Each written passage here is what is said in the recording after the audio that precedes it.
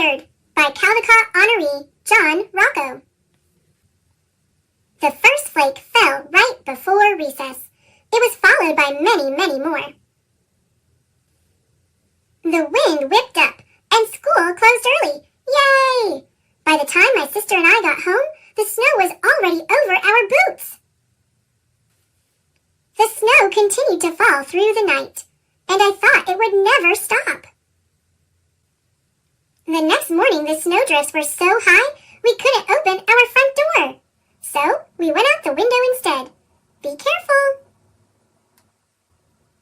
We laughed as we sank deep into the frozen powder, but walking was hard. It was like trying to move through white quicksand. Every few steps, I had to stop and rest. Woof! Oof! It was even too deep for our sled. We need sled dogs. When we went back inside, we were cold, wet, and tired. Welcome back, explorers! We made camp by the wood stove, and our feet tingled as we sipped hot cocoa made with milk. On the third day, Dad shoveled the driveway so he could get the car out when the snowplows came. We dug tunnels and secret rooms under the snow. An igloo can keep you warm in sub-zero temperatures. What's an igloo? By day 4, the plows still hadn't come. I wondered if we'd ever see grass again. Inside, things got tense as our food started to run out. I knew we couldn't survive much longer on cocoa made with water. We need to get to the store, but the roads aren't plowed, and we certainly can't walk through this. On day 5, I realized it was up to me to take action. I was the only one who had memorized the survival guide. I was the only one who knew what equipment was required. I was the only one light enough to walk on top of the snow. On day 6, I made a list. I prepared the sled. Then I set off. Milk, bread, eggs, candy bar. My usual landmarks were covered by snowdrifts, but I managed to check in with the neighbors on my journey. Coffee? Peanut butter? Okay. Checked in with the neighbors, helped build a snowman, climbed a lookout, went the wrong way, made an angel, explored an igloo, joined a snowball fight. I made it! At last I reached the store. I was tired, hungry, and chilled to the bone, but I couldn't think about myself. I was on a mission. Are you going to carry all this by yourself? Yes, sir. I've got my sled. Yes, he's on his way back now. On the return trip, I raced to drop off the groceries before the sun went down. Wow! Grateful smiles and cheers gave me the energy I needed to make it back home. Meow! Woof! That night, we all had hot cocoa made with milk, and it had never tasted better. But there was something else we still needed. It was a perilous journey. Snowplows! It looked as though we would see civilization again after all. Guess we'll have to go back to school tomorrow. Boo. Thank heaven. I was going stir-crazy. We had survived the blizzard. Danger at the Diesel Works. Illustrated by Tommy Stubbs. Created by Britt Allcroft. The sky over the island of Sodor was usually calm and blue. But one day, as Thomas and Percy were enjoying a ride in the countryside, they saw black clouds of smoke. They knew there was a fire, and they raced to help. An old farm shed was in flames. Thomas and Percy let the farmhands take buckets of water from their tanks. Luckily, a new engine named Belle arrived. She could shoot water from her tanks. The flames fizzled and went out. Everybody agreed that Belle was a really useful engine. Belle was happy to help, but she knew Sodor needed a real fire engine. You need Flynn the fire engine. He's a real hero, she peeped. Sir Topham Hatt thought this was an excellent idea. The next day, Thomas took Belle on a tour of the island of Sodor. They visited Brendam Docks, Knapford Station, and Thomas's branch line. Belle liked everything she saw. Thomas and Belle didn't ask Percy to go with them on the tour. Diesel noticed that Percy was lonely and slid up next to him. Thomas is very busy with that new blue engine, Diesel hissed. He invited Percy to visit the Diesel Works. Percy wasn't sure he should go to the Diesel Works. Thomas always said steamies shouldn't puff there. But Thomas didn't seem to care about Percy lately. Percy slowly rolled to the Diesel Works. His axles tingled. "Hello, Percy," boomed Diesel 10. "What an honor! Please come in." The Diesel Works was dark, grimy, and a little scary. But the engines were all very nice, especially Den and Dart. They fixed the diesels, but they didn't even have a crane. "You could tell Sir Topham Hatt you need a new Diesel Works," puffed Percy. "He doesn't listen to diesels," said Diesel 10. Percy had an idea. "I'll ask Thomas to tell Sir Topham Hatt. He always listens to Thomas." Diesel 10 smiled. When Percy returned to the steamworks, he saw that Flynn the fire engine had arrived. Everyone was impressed by Flynn because he was bold and red and shiny. Percy felt very unimportant indeed. Only Kevin listened to Percy's story. Kevin couldn't believe the Diesel Works didn't have a crane. "Kevin, if you were there, you'd be a hero," Percy puffed. Kevin liked the idea of being a hero very much. That night, when Percy returned to Tidmouth Sheds, he saw something that made his boiler bubble. Flynn was in his berth! "If I'm not wanted here," Percy thought, "I'll go someplace where they do like me." Percy found Kevin, and together they rolled to the Diesel Works. They stayed there all night, something no steamy had ever done before. Back at the steamworks the next day, Percy told the steam engines where he had been. Everyone was shocked. Thomas's firebox fizzled. Victor was angry that Kevin was still at the Diesel Works. He rattled off to tell Sir Topham Hatt. Percy and Thomas raced to the Diesel Works. Thomas said he would help them get a new building, but Diesel 10 wasn't interested. "Since Victor isn't at the steamworks, we're going to take it over, and we want you to lead us, Percy." Percy proudly led the Diesels to the steamworks, but when they got there, no one listened to him. "The steamworks is ours," roared Diesel 10, "and we're not giving it back." Worst of all, Diesel 10 said Thomas was being held prisoner at the Diesel Works. Percy knew he'd made a terrible mistake. He quickly went back to the Diesel Works, where Den and Dart were holding Thomas. As Percy screeched to a stop, sparks from his wheels started a fire. Now he had to save Thomas and put out a fire. Percy knew that only one engine could help him now. He raced to find Flynn, the fire engine. Percy found him at the Sodor Search and Rescue Center. With pistons pumping, the two engines puffed to save Thomas. At the Diesel Works, Percy convinced Den and Dart to release Thomas. All the engines watched as Flynn boldly pumped water onto the fire. "Hooray for Flynn!" Thomas peeped. "He's a real hero," Percy puffed. The flames hissed and shrank and sputtered out.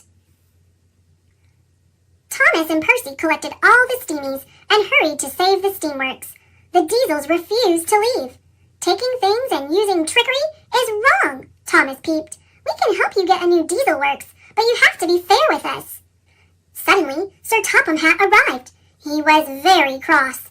"Diesel 10, he said sternly, "you have caused confusion and delay. Because of you, none of my engines has been really useful." Diesel 10 whimpered, and his claw crumpled. Sir Topham Hatt explained that the Diesels would get a new Diesel Works. "That was always my plan. Everything takes time, and everyone must wait their turn." The Diesels and Steamies agreed to work together to build the new Diesel Works. When the new Diesel Works was completed, all the engines came together for the grand opening. Sir Topham Hatt was very proud. "The new Diesel Works shows what can happen when all kinds of really useful engines work together," he said. Everyone cheered, and all the engines peeped proudly. Percy and Thomas were especially happy. They were glad to be best friends again. They giggled and jiggled and puffed with joy.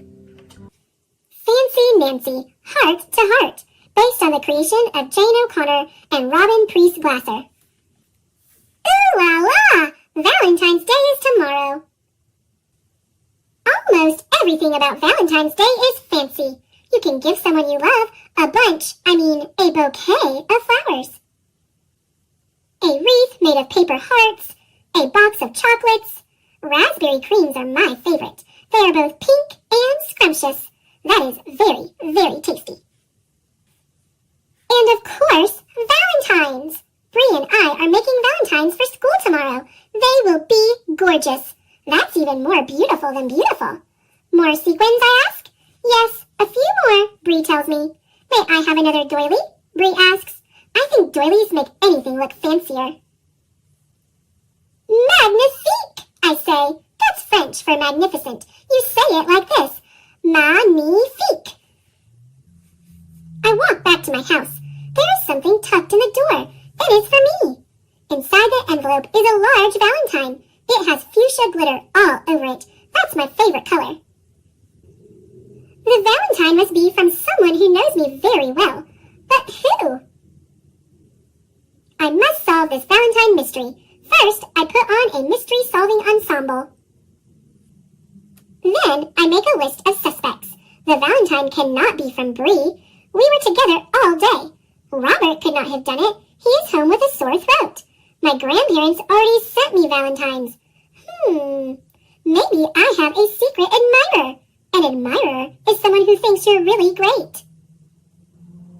Now I need to find a clue. Suddenly, something on the floor sparkles. Fuchsia glitter. There is a trail. Mystery solved. My sister is my secret admirer. I give her a very big hug. I tell her the Valentine is magnifique.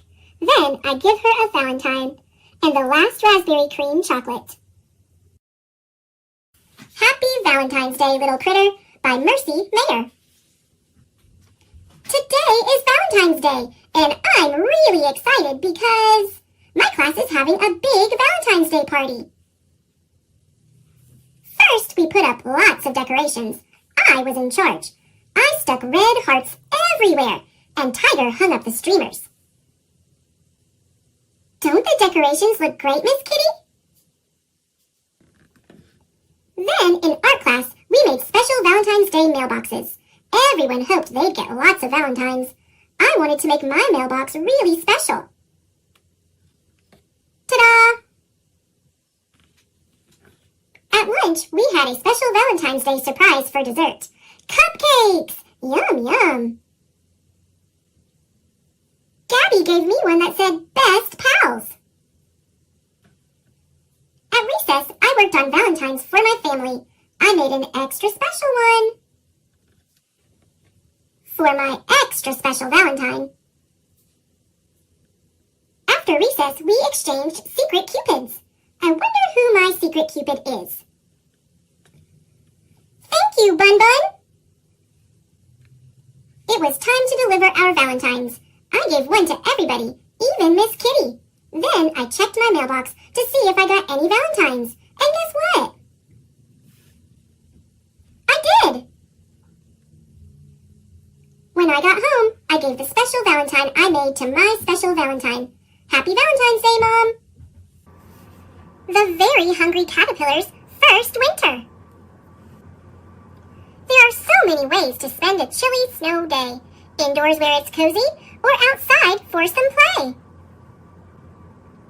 Watch icicles form and snowflakes flurry. There's fun to be had outside if you hurry.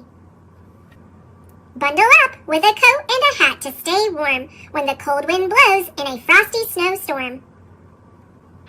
Slip and slide across ice that's smooth to the touch.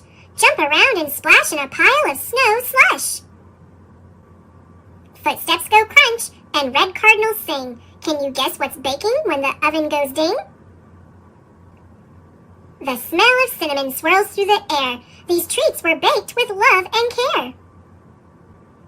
There are warm sugar cookies with sprinkles for munching, and sweet hot chocolate for when they need dunking. That snack was tasty, but it's time to go. Back outside to play in the snow. Snowballs fly and snowmen stand tall. Winter is a season that's so fun for all. Little Owl Snow by Divya Srinivasan. A chill cut through the forest. Little Owl fluffed his feathers. Something is happening, he thought. Green leaves turned orange, gold, and brown, and then began to fall. Geese flew off to warmer places, navigating by starlight and honking all the way. Dry fallen leaves rustled and crackled as animals scurried, preparing for the cold. Bear was eating all day and into the night. Winter's almost here, Little Owl said. Isn't it exciting? Winter's too cold, Bear shuddered. I'm staying in. Bear sleeps through all the fun, Raccoon whispered. You'll see. Bats disappeared into a cave. Caterpillars closed up their cocoons. Goodbye, Hedgehog called. See you in spring. And he wiggled into his warm winter home. Little Owl thought he saw a moth, but it was only a leaf in the wind. The forest felt so empty now. The friends were making fog when it happened. Snow! Soon the forest was blanketed in snow, its crystals glinting in the light. Tracks began to appear. Not everyone was hidden away. Little Owl hopped atop the frozen pond, watching fish swimming underneath. How strange and wonderful it all was. But one night, Little Owl started to miss Hedgehog. Mama, Little Owl asked, how much longer till spring? Snow is like a special secret not everyone can know, Mama said. Are you ready for it to melt away so soon? The forest was very quiet. Little Owl could hear the smallest sounds. Tap, tap. An icicle dripped onto a patch of slush. Mama told Little Owl he would see fireflies again. He would see Hedgehog too, soon enough. Right now, though, it was time to enjoy the snow. Thomas and Friends, Lost at Sea. Illustrated by Tommy Stubbs. Created by Britt Allcroft. It was a beautiful day on the island of Sodor, and Thomas was very busy. A new search and rescue center was being built, and there was a lot of work to do. The rescue center would be a place to help people in trouble. Plus, Harold would have a new landing pad. Captain would get a dock, and Rocky would finally get his own shed. The search and rescue center will be made of the strongest wood of all, Joby wood, said Sir Topham Hatt. It will arrive today at Brendam Docks. Diesel wanted to show off and move all the Joby wood by himself. But when he did, the flatbeds holding the wood skipped off the track and over a steep cliff. Thomas saved Diesel, but all the wood splashed into the ocean below. As a reward, Thomas was given the job of going to the mainland to get more Joby wood. But the next day, the dock manager told him there was no room on the steamboat. Then Thomas saw a raft. The ship could pull me on that, Thomas puffed. The engines whistled and wished farewell to Thomas. He peeped goodbye to them. Then, with a long, low hoot of its horn, the big steamboat set out to sea, pulling Thomas on the raft. Thomas was far out at sea when darkness started to fall. Suddenly, he heard a creak and felt the raft lurch. Fizzling fireboxes, he peeped. The chain to the steamboat has snapped! Nobody heard Thomas whistle and peep for help as the steamboat chugged away. Waves rocked the raft. Mist gathered around him. Thomas was alone and very, very worried. How will I get home? Thomas wondered. The next morning, Thomas found himself on a strange island. It was misty and quiet, and he didn't see any other engines. There must be a big dock and some ships, he said to himself. If I find them, I can sail back to Sodor. Thomas searched all over the island. He found many twisty tracks and thick, scratchy bushes. There was even a tunnel through an old fallen tree. But he didn't find a dock or anyone who could help him. Meanwhile, on Sodor, Sir Topham Hatt learned that Thomas was missing. Everyone stopped working on the Search and Rescue Center and started looking for their lost friend. Sir Topham Hatt and Captain raced out to sea. The engines searched all over Sodor, and Harold took to the sky. Thomas was beginning to worry that he wouldn't find anyone to help him when he met 3 engines named Bash, Dash, and Ferdinand. They worked in an old logging camp. We're the logging locos, puffed Dash. You're on Misty Island, huffed Bash. Then Thomas made an incredible discovery. Bumpers and buffers! These are jumpy logs! That's the wood we need to build the Sodor Search and Rescue Center. Thomas told the logging locos about the rescue center. They agreed to help him load the wood. But Bash, Dash, and Ferdinand liked playing games more than they liked loading logs, and they really loved bouncing on the wibbly-wobbly shake-shake bridge. Thomas definitely did not enjoy bouncing on the bridge. Oh, Wheezy, the giant log loader, wasn't much help either. He wanted to throw wood instead of stacking it. Thomas thought the work would never get done, but after a day of biffing and bashing, the Joby wood was ready to go. Now how will I get these logs back to Sodor? Thomas peeped. Luckily, Bash knew a way. Bash told Thomas about a dangerous old tunnel that connected Misty Island to Sodor. I know all about tunnels, Thomas puffed. It won't be dangerous.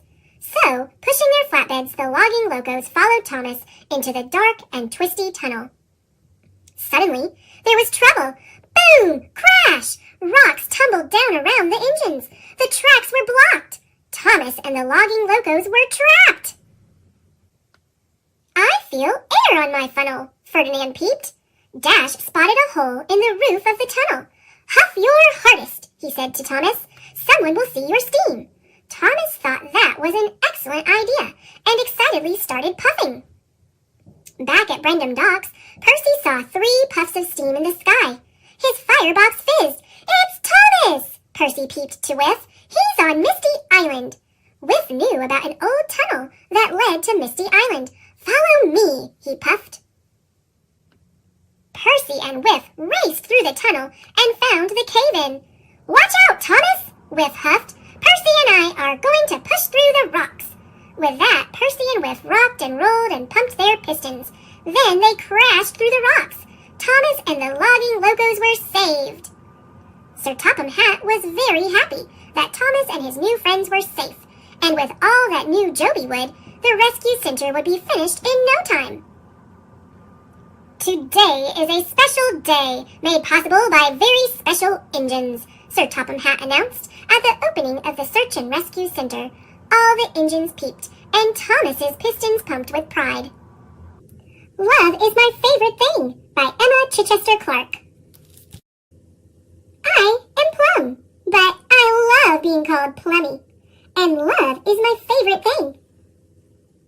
I love all kinds of weather, especially wind, but I don't really love rain. I love snow, and I love sun. I love my bear and my bed. I love treats and catching.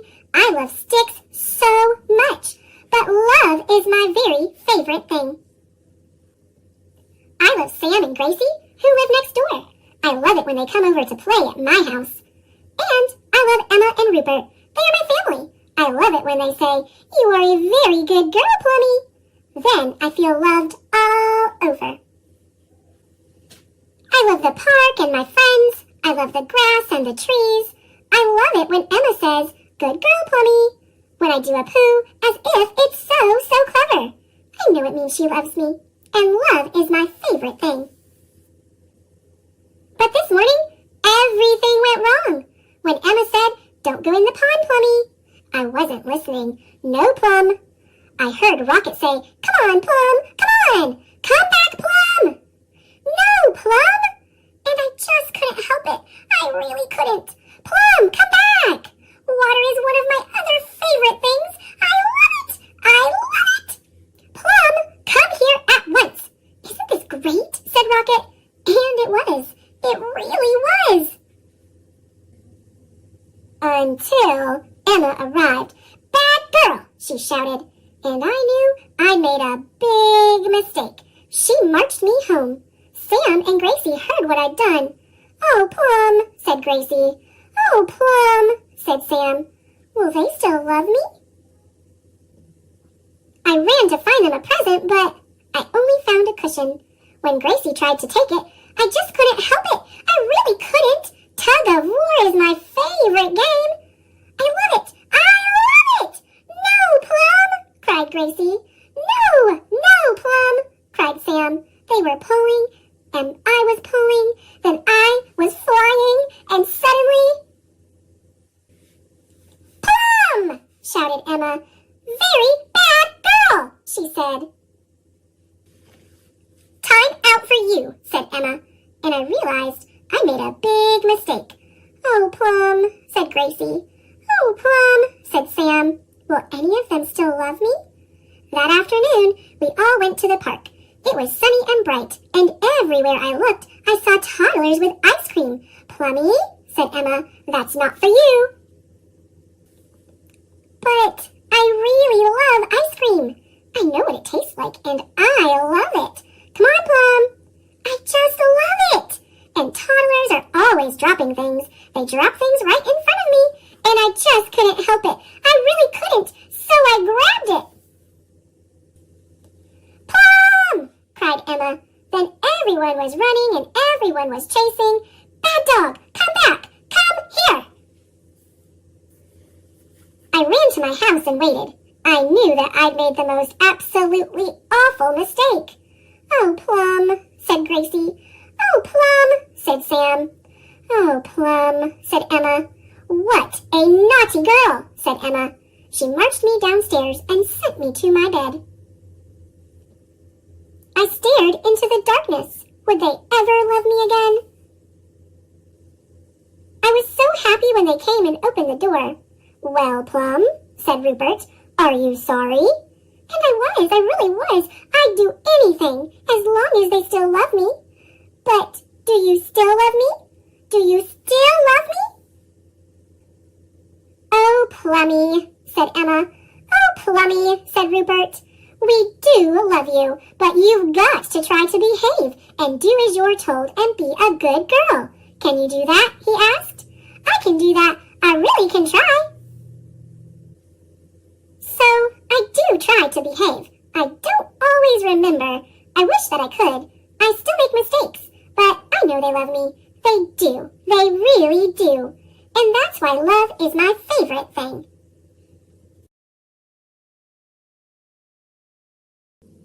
Love Monster by Rachel Bright. This is a monster. Hello, monster. I think you'll agree. He's a little bit funny looking, to say the least. He lives in a world of cute, fluffy things. Official pile of extreme cuteness. Which makes being funny looking pretty darn hard. You might have noticed that everybody loves kittens and puppies and bunnies. You know, cute, fluffy things. But nobody loves a slightly hairy, I suppose a bit googly-eyed monster. Poor monster. This might be enough to make a monster feel, well, a bit down in the dumps. But not being the moping around sort, he decided to set out and look for someone who'd love him, just the way he was. He looked high. He looked low. He looked middle-ish. He looked inside and outside. More than once he thought that maybe, just maybe, he'd found what he was looking for. But, as it turned out, things were never quite as they seemed. Yes, it would be fair to say that his search did not go well. And then it didn't go well some more. It didn't go well for such a long time, in fact, that it began to get dark and scary and, well, not very nice. So, the monster, having lost all his oomph, decided it was time to give up and go home. But in the blink of a googly eye, everything changed. You see, sometimes when you least expect it, love finds you. Mr. Goat's Valentine by Eve Bunting and illustrated by Kevin Zimmer. Mr. Goat read the headline in the Goat Times. It's Valentine's Day. He dropped his newspaper, jumped up, got his wallet and his cell phone, and put on his bird's nest hat. I'm off to show my first love how much she means to me, he told his cat Beatrice. Meow, Beatrice said, and yawned. On the way, Mr. Goat passed Miss Nanny Goat's weed stall. I'll have a mixed bouquet, Mr. Goat said. Crabgrass, pigweeds, and ragweed in that nice rusty can. They are for my first love. She's fond of a ragweed salad.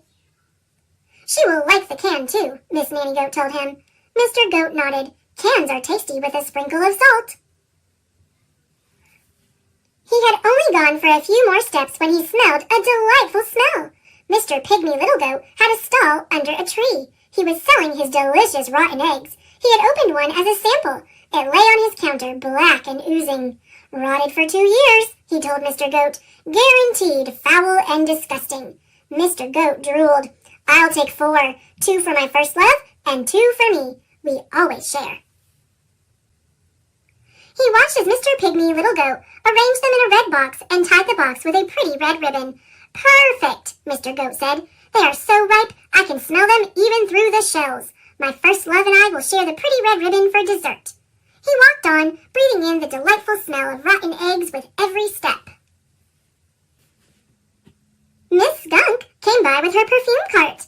She sniffed hopefully. What is that delicious smell? She asked. Rotten eggs, Mr. Goat said. Miss Skunk smiled. They smell like me. May I try one? Sorry. Mr. Goat wound his front legs around his egg box. These are for my first love. It's Valentine's Day. Miss Skunk cocked her head. Do you have a Valentine's card for her? No, I have presents.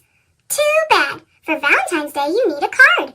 Miss Skunk sprayed Mr. Goat. This is for you, Mr. Goat. You'll smell nice for her. Nice as your eggs. Happy Valentine's Day. Thank you, Miss Skunk. Mr. Goat sat under a tree and thought hard. Perhaps Miss Skunk was right.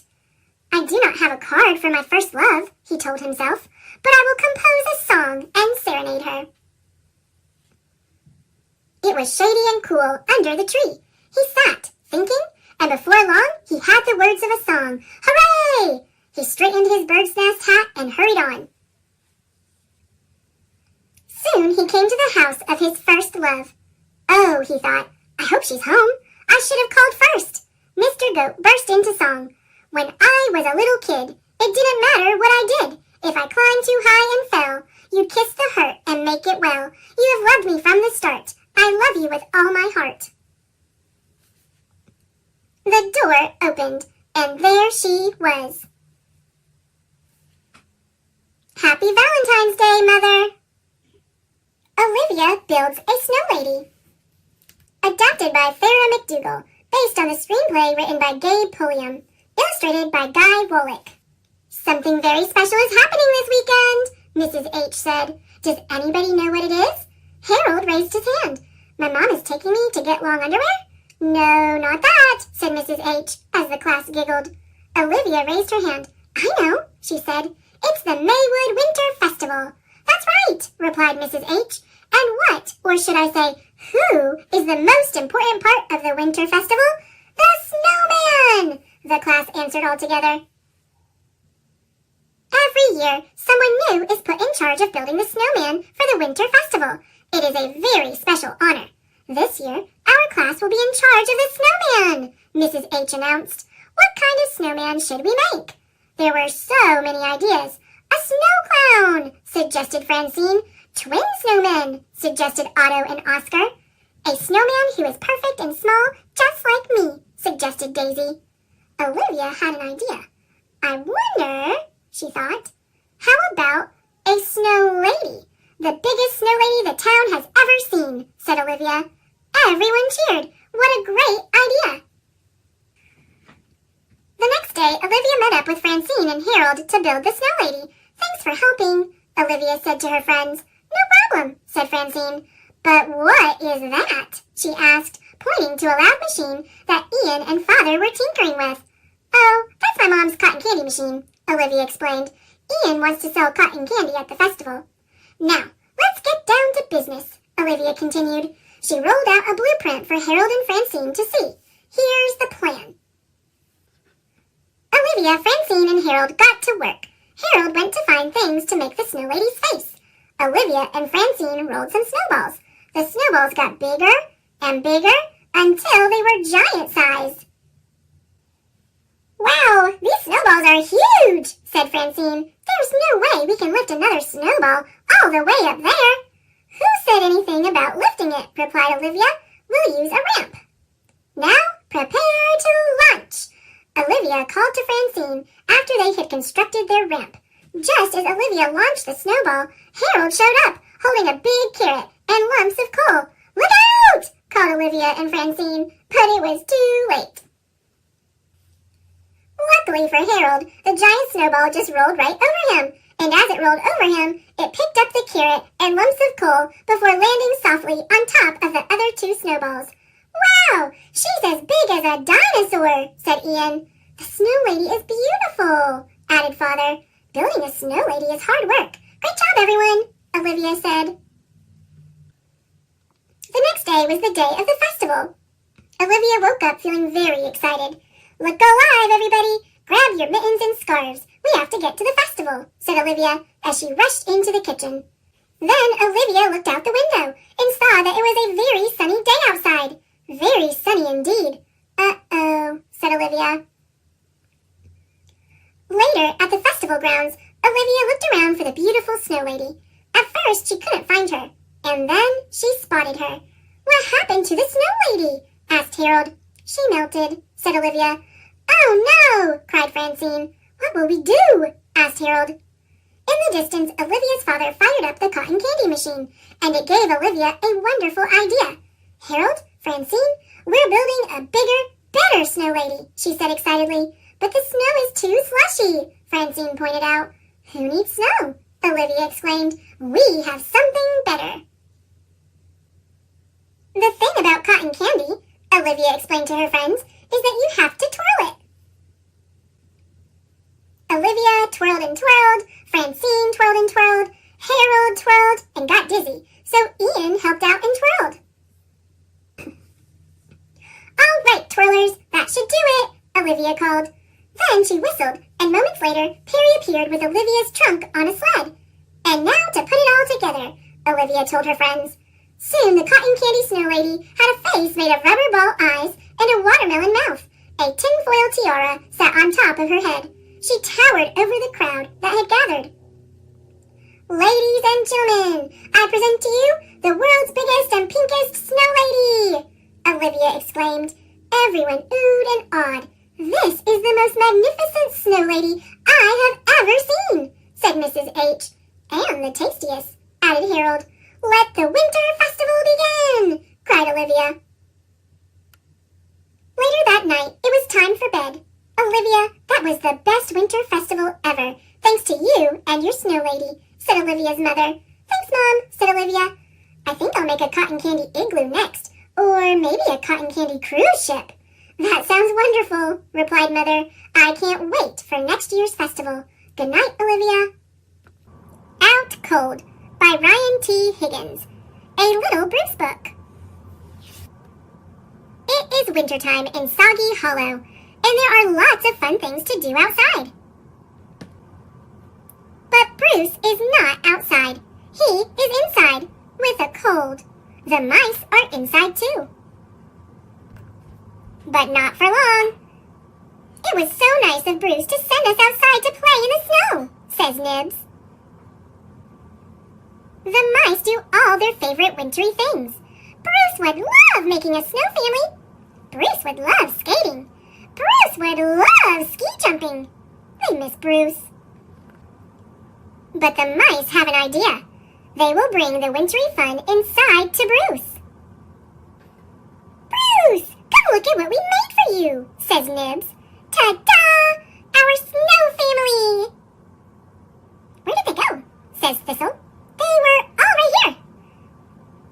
"I think you are standing on Snow Bruce's eyebrow," says Rupert. "Right this way," says Rupert. "Let's enjoy the graceful art of ice skating. As you can see, we flooded the bathroom and left all the windows open so the floor can freeze into a skating rink. Wait! Come back! You need your skates!" "That's right, Bruce! Keep coming this way to try the ski jump!" Crash! "All that fun sure tuckered you out, Bruce." "What Bruce really needs," says Nibs, "is a cozy blanket and a hot drink." Feeling better, Bruce? Inside or outside, winter is a time for togetherness and sharing. Achoo! I'd rather be hibernating. The end. Pete the Cat, Valentine's Day is Cool, by Kimberly and James Dean. I meow you. It was the day before Valentine's Day, and Pete was riding his skateboard home when he saw his friend Callie. She was holding a big red heart that said, Love. Have you finished your Valentine's Day cards? Asked Callie. No, Valentine's Day is not cool, Pete said. Oh, Pete, Valentine's Day is my favorite holiday. It's a day to tell people how special they are to you, Callie insisted. Pete skated on, but something in the back of his mind told him that Callie might be right. By the time Pete got home, he had decided that Callie was right about Valentine's Day. So he got out his pencils, paper, crayons, and markers, and sat down at the kitchen table. First, Pete started to work on a card for his friend Larry. Pete made several cards with big red hearts, but he was not happy with his work. Pete wanted to make the perfect cards for every cat in his class. I'll never get all these cards done in time, Pete told his mom. Pete's mom smiled. Just do your best, she said. Just tell Larry why he is cool. There's something cool about every cat. Pete got back to work. He thought hard about what was cool about Larry. To Larry, Happy Valentine's Day from Pete. Perfect, Pete said. After that, it didn't take Pete long to make cards for all the boys. To Josh, to Trey, to Rob, to John. Then Pete made special cards for all the girls and wrote Love Pete on each one. And of course, he made the biggest heart-shaped card for his mom. The next day, Pete and Callie waited for the bus together. I decided you were right. Valentine's Day is cool. That's awesome, Callie said. By the way, I am having a Valentine's Day party at my house after school if you want to come. The bus pulled up then, and Pete and Callie got on. Mr. Ted, the bus driver, smiled and said good morning, but as soon as they were in their seats, Pete put his head in his paws. What's wrong? Callie asked. I forgot to make a card for Mr. Ted, he cried. Then Pete thought, but I can make him an awesome card before we get to school. Pete pulled out a piece of paper and colored pencils from his backpack. He began to draw. Happy Valentine's Day! Thanks for picking us up every day for school, Pete and Callie said as they handed Mr. Ted his Valentine. Thank you, Mr. Ted told them. You just made my day. What about Mrs. Gold, the crossing guard? We need to make her a Valentine too, Pete practically shouted. Let's do it, Callie said. Let's make Valentines for everyone. Pete and Callie got super busy making cards for everyone. To Mrs. Gold. Happy Valentine's Day. After school, Pete went to Callie's party. He rang the bell, and then he froze. Callie opened the door, only to find her friend in a panic. What's wrong, Pete? I forgot something very important, Pete admitted. What? Callie asked. I just realized I forgot to make a card for you, Pete said. That's okay, Pete.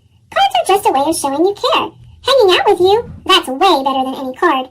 This is the best Valentine's Day ever. And happy Valentine's Day to you. Love, Pete. Pinkalicious, Pink of Hearts by Victoria Can. It was Friday, art day at school. Mr. Pushkin said he had a big treat for us. Monday is Valentine's Day. We're going to have a secret Valentine exchange and party to celebrate, Mr. Pushkin announced. Everyone will pick someone's name out of a hat. Your homework is to make them the most spectacular Valentine and then share it with them at the party. I almost jumped out of my seat. This party was made for me. Valentine's Day is the most pinkerific holiday of the year. Mr. Pushkin passed around the hat. I was breathless with excitement. I looked at each of my classmates as they took their turns, trying to figure out who had the slip of paper with my name, but no one peeked over at me once. Pinkalicious, said Mr. Pushkin, interrupting my search. It's your turn to choose. My hands shook as I reached for a slip of paper. When I opened it up, I saw my best friend's name written out in big block letters. Allison! Yes! I squealed as quietly as I could. This was shaping up to be the best party ever. Not only would I make Allison the most dazzling Valentine, but I was sure to get a beautiful pink card in return. That weekend, I got to work. I started cutting out pink hearts like crazy. Yuck, said Peter when he saw the mess I had made. It looks like a pigsty in here. I believe you mean it looks like a pink paradise, I said. Do you want to help me, Peter? Do you think I need more hearts? With Peter's help, I finished the hearts in no time. Then I carefully wrote out Happy Valentine's Day, Allison, in big letters, and signed my name in cursive. Then I turned the Valentine over and sprinkled some special glitter all over the front of the card to make it sparkle and shine. I even squirted a little pink perfume to give it that extra special touch. There, I said to Mommy and Daddy when I was all done. What do you think? Pink-turesque, said Mommy. Valentine-alicious, said Daddy. There was no doubt about it. Allison was going to love her card. That night, with my perfect Valentine tucked safely away in my backpack, I started to imagine the card my secret Valentine was making for me.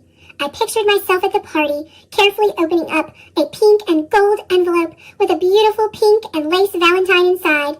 Oh my, I gush, pink is always perfect, but it's even better on a Valentine. That night, I fell asleep with a huge smile on my face. At the party the next day, I had lots of fun eating cupcakes and heart-shaped cookies, but I couldn't stop thinking about the secret Valentine exchange. I knew that somewhere in the art room was a one-of-a-kind Valentine with my name on it. I couldn't wait to see it. At last, Mr. Pushkin passed out the envelopes one by one. Allison got hers first. When she opened the card I made her, her face lit up. "Oh, Pinkalicious," she said. "This is the nicest Valentine anyone has ever given me." I gave her a quick squeeze. Then Mr. Pushkin handed me a plain white envelope. It had my name printed on it, but it looked nothing like what I had imagined. I opened it up slowly. Inside was a regular piece of paper, folded in half, with one very small pink heart on the cover. On the back was the name of the person who had made it for me, Allison. I couldn't believe it. I had worked so hard on my Valentine for Allison, and all I got in return was something plain and simple. It looked like it had taken her no time at all to make it. My feelings were so hurt. I didn't know what to do. I turned around so that Allison wouldn't see me. As I tried to move away, the card slipped out of my hand and fell open on the floor. That's when I noticed something inside that I hadn't seen before. It was a poem that Allison had written for me. "This year I have the best Valentine. She always knows just how to shine. My Valentine is funny and smart. She really has an enormous heart. My Valentine is my best friend, too. That's because my Valentine is you." "Wow," I said. No one had ever written something that sweet to me before. I held the card tight against my heart. It was the best Valentine I had ever gotten. Pip and Squeak by Ian Schoner. Squeak pinched Pip, and Pip squeaked. "We're late," said Squeak. "Don't forget the gift for Gus." "Snow!" said Squeak. "Get the sled!"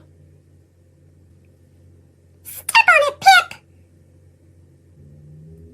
"Lickety-split!" But then Squeak squinted at Pip. "You forgot the cheese," she said. "Now what will we give Gus?" "Something better?"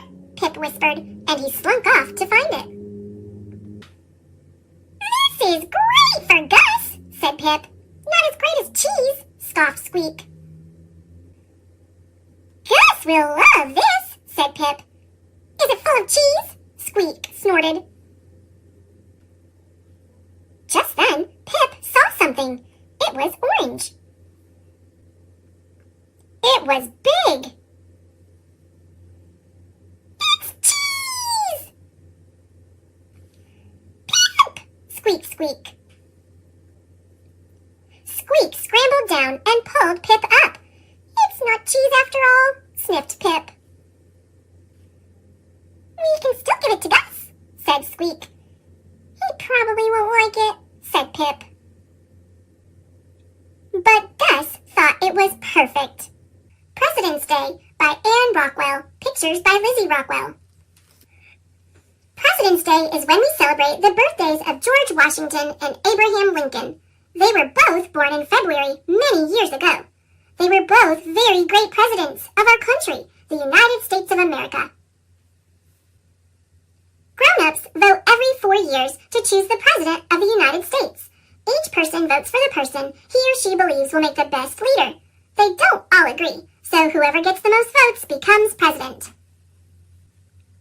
We decided to put on a President's Day assembly program, telling the rest of our school some things we learned about some of our presidents.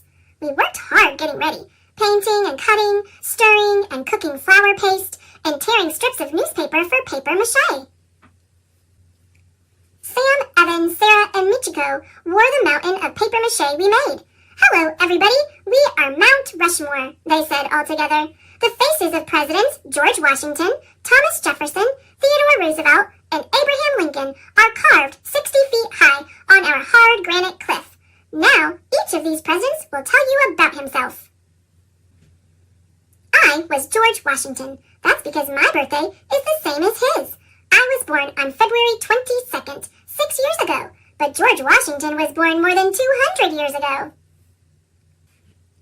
"Good morning," I said in a deep voice.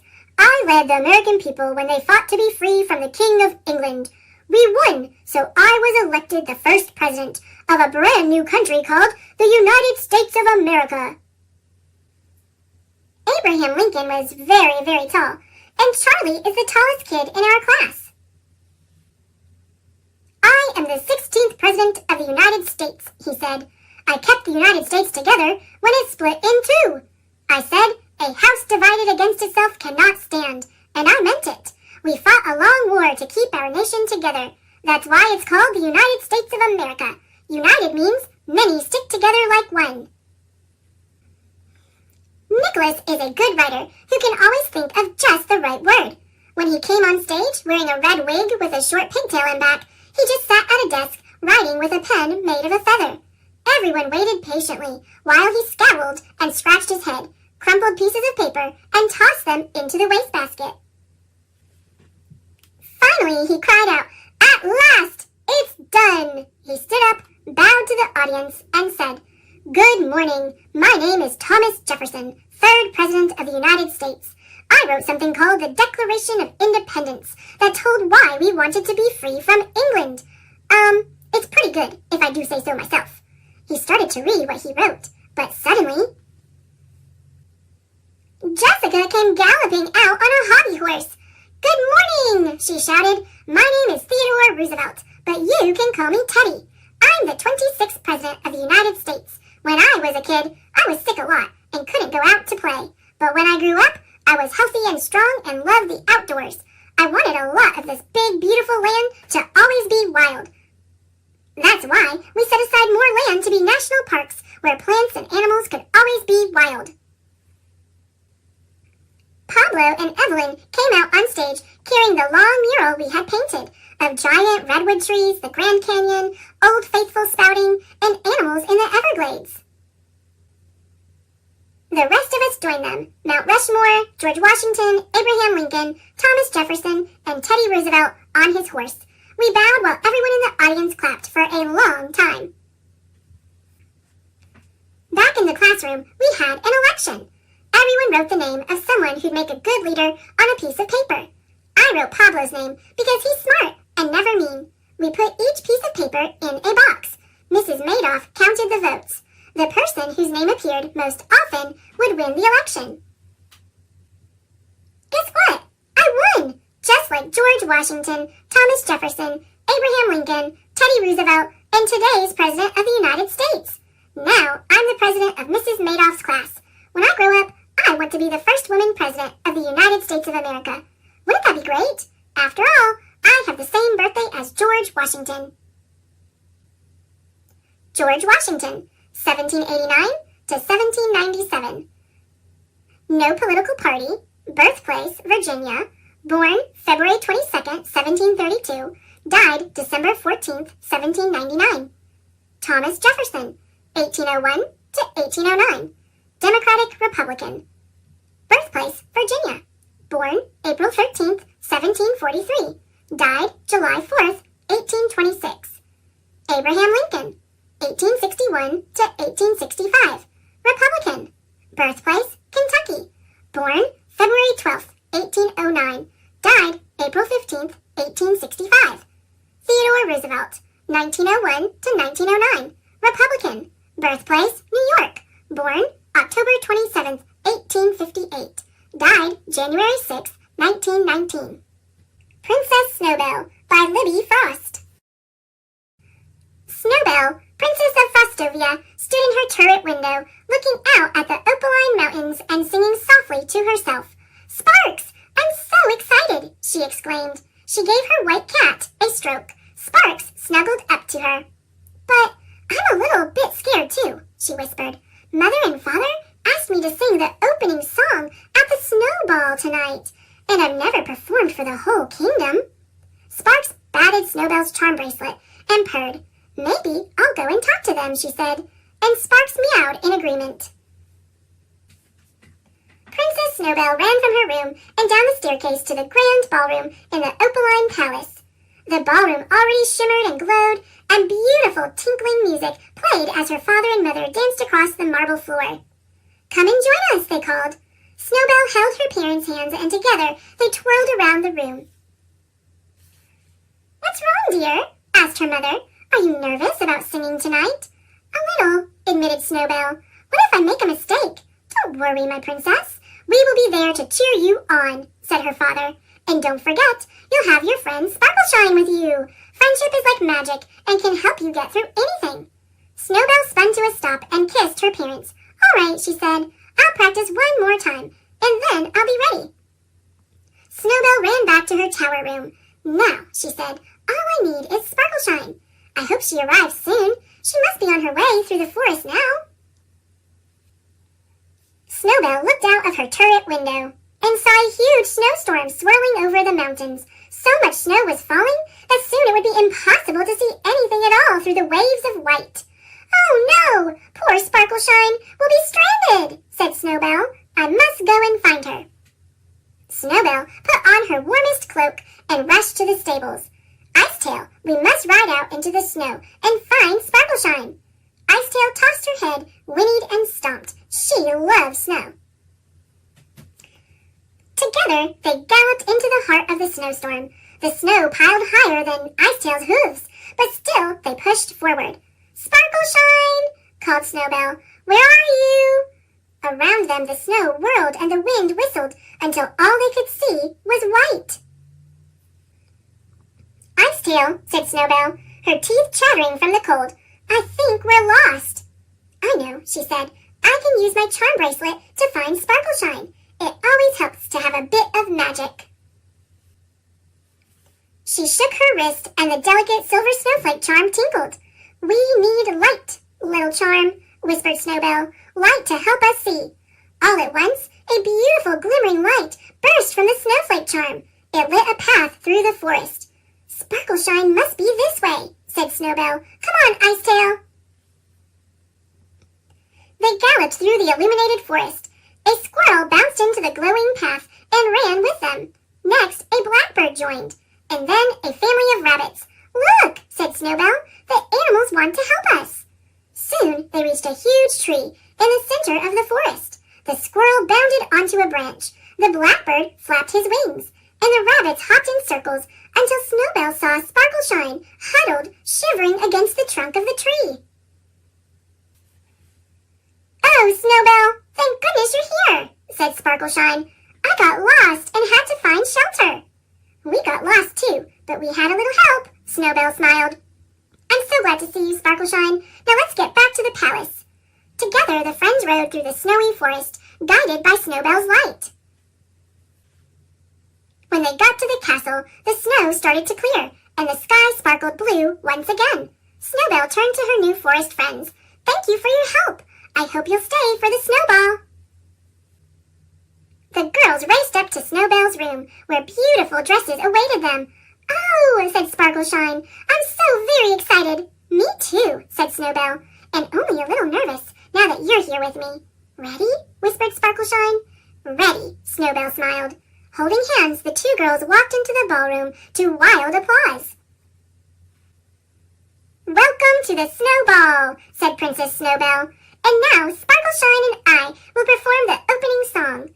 You need never be afraid, on this you can depend. Even in a whirling snowstorm, you can always find a friend. The crowd cheered, and Snowbell's heart fluttered with joy. Oh, what a perfect snowball, said Snowbell. Friendship and a little bit of magic really did get me through. She gently shook her charm bracelet to hear it tinkle. I can't wait for the next snowy day. Romeosaurus and Juliet Rex by Mo O'Hara, illustrated by Andrew Joyner.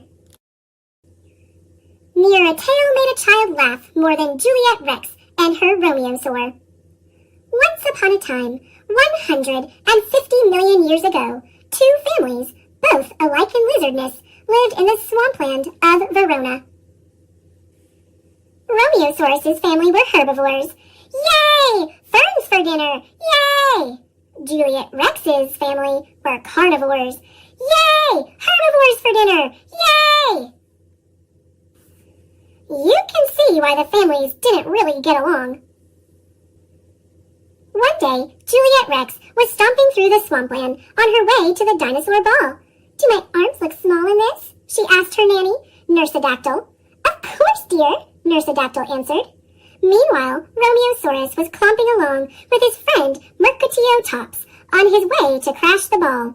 Now, usually, when a Stegosaurus and a Triceratops crash a ball, you would know it. But this time, they went in disguise, because it was a masked ball for carnivores only.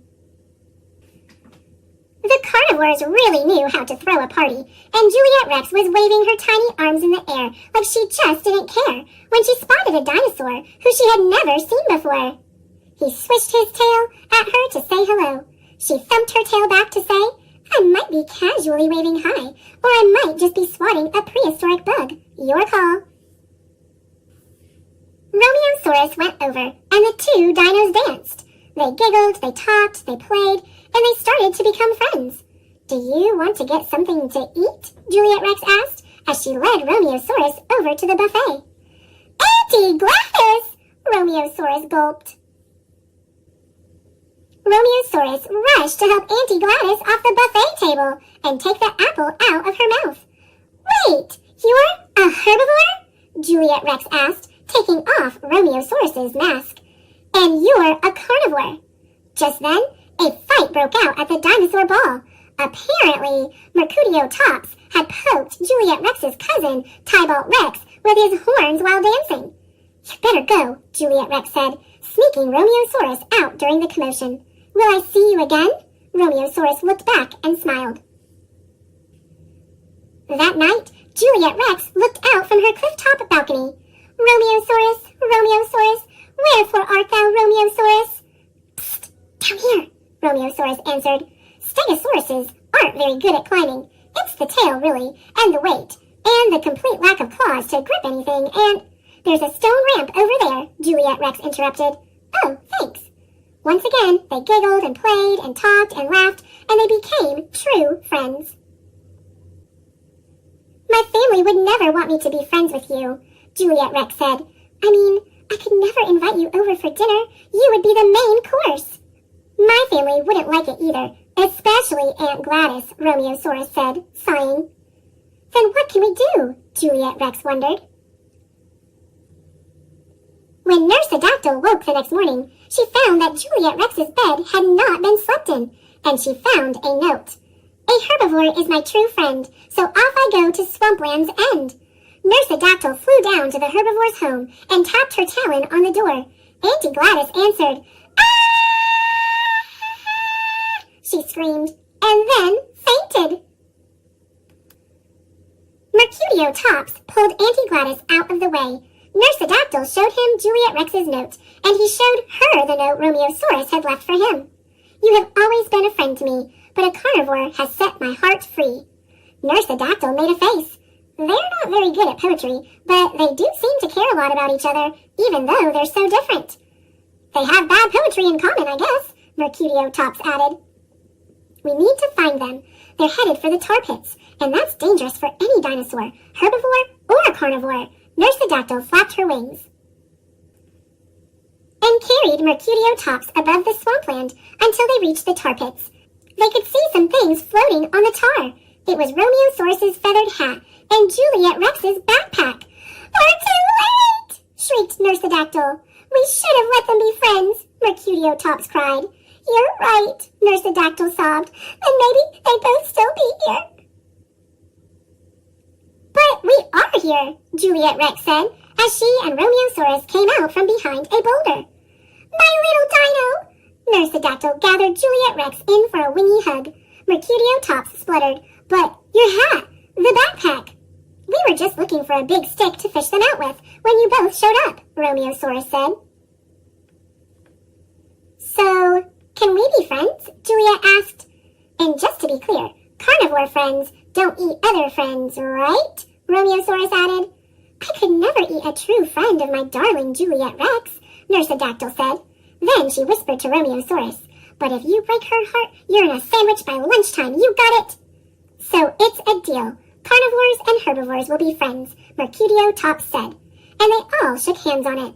Well, except for Juliet Rex, as hers wouldn't reach, but she nodded in agreement. And they lived happily ever after. Until... Roses Are Pink, Your Feet Really Stink, by Diane DeGroat. There they were, 15 blank Valentine cards waiting to be filled with nice Valentine poems. They were sitting on the kitchen table in a pile as high as Gilbert's nose. Mrs. Bird had told them to write something nice for each classmate because Valentine's Day was about liking each other. Gilbert liked Patty a lot. She had smiley eyes and a silly laugh that made Gilbert feel silly too. He picked out the biggest card and wrote inside, "Roses are red, violets are blue, your eyes are nice, and I like you. Gilbert." Gilbert also liked Frank. Frank let Gilbert use his baseball mitt once when Gilbert forgot to bring his own. On Frank's card, he wrote, "Your name is Frank. It isn't Hank. You lent me your mitt, so you I thank. Gilbert." This is fun, Gilbert thought. He continued to write nice Valentine poems until there were 2 cards left. One for Louis and one for Margaret. Gilbert didn't want to write a nice poem for Louis. Louis once tweaked Gilbert's nose until it turned red. He didn't want to write a nice poem for Margaret either. Margaret made fun of Gilbert's glasses. So he didn't write nice poems. On Louis's card he wrote, "Violets are blue, roses are pink, your feet are big, and they really stink." Gilbert thought the poem was funny, but maybe Louis wouldn't. Maybe he would tweak Gilbert's nose when he read it. Gilbert didn't want Louis to tweak his nose again, so he didn't sign his name. He signed it Margaret. On Margaret's card he wrote, "Roses are red, you wet your bed. I think that you have rocks in your head." Gilbert liked the poem, but he didn't think Margaret would. He didn't want Margaret to say mean things to him again, so he signed the card Louis. On Valentine's Day, Gilbert walked to school with 15 cards and a tin of Valentine cookies that his mother had baked for the party. Mrs. Bird let everyone open their cards. One of Gilbert's cards had X's all over the envelope, so he opened it first. It said, "Roses are red, violets are blue. You are my friend, and I like you." It was signed Patty. Gilbert smiled at Patty, and Patty giggled back. Gilbert opened the rest of his cards. They were all very friendly. Even Louis had written a poem for him. "You may be small, you're not very tall, but I like the way that you play ball. Louis." Gilbert was happy that Louis liked the way he played ball, and Margaret wrote, "Sometimes you are very sweet. I hope you brought nice cookies to eat. Love, Margaret." Gilbert smiled to himself. Margaret thought he was very sweet. He looked over at Margaret. She wasn't happy with one of her Valentines. She stuck her tongue out at Louis. Louis wasn't happy with one of his Valentines either. He stuck his tongue out at Margaret. Margaret pushed Louis. Louis called Margaret a bad name. Mrs. Bird said, "Quiet, please. Valentine's Day is about liking each other, not about fighting." She made the class do workbooks for the rest of the morning. Everyone was mad at Louis and Margaret. even Gilbert. When it was reading time, Margaret looked through all of her Valentines again and said, I have 2 Valentines from Louis, a good one and a bad one. Louis said, I didn't write a bad one, someone else wrote my name. He looked through his own pile of cards and said, I have 2 Valentines from Margaret and none from Gilbert. Then he shouted, Oh no! Gilbert wrote the bad cards and signed our names! And Mrs. Bird said, Quiet please. At lunch, nobody wanted to sit near Gilbert. Not even Patty. He had to sit all by himself. When he peeked over his carrot and banana sandwich, he could see Patty and Louis giggling at their table. Gilbert wondered if Louis thought Patty had smiley eyes and a silly laugh too. He saw Margaret eating a peanut butter and jelly sandwich like she did every day. Gilbert liked peanut butter and jelly sandwiches and wished that he was eating one too. At recess, nobody played with Gilbert, and Gilbert was very sorry that he had written 2 mean and nasty Valentines. When they all lined up to go inside, Patty finally asked, Why did you write bad things about your friends, Gilbert? Because Louis tweaked my nose, Gilbert said, and Margaret made fun of my glasses. Louis said, I'm sorry I tweaked your nose, Gilbert. You can tweak mine if you want. Gilbert gave Louis's nose a little tweak, but it didn't turn red. And Margaret said, I'm sorry I made fun of your glasses, Gilbert. I will wear them for the rest of the day. She put on Gilbert's glasses, but she couldn't see anything, and Gilbert couldn't see anything, so she gave them back. In art class, Gilbert made 2 new Valentines out of red paper and lace. During spelling, Gilbert wrote a new poem for Louis. Violets are blue, roses are pink. I'm sorry I said that your feet really stink. Then Gilbert thought of something nice about Margaret.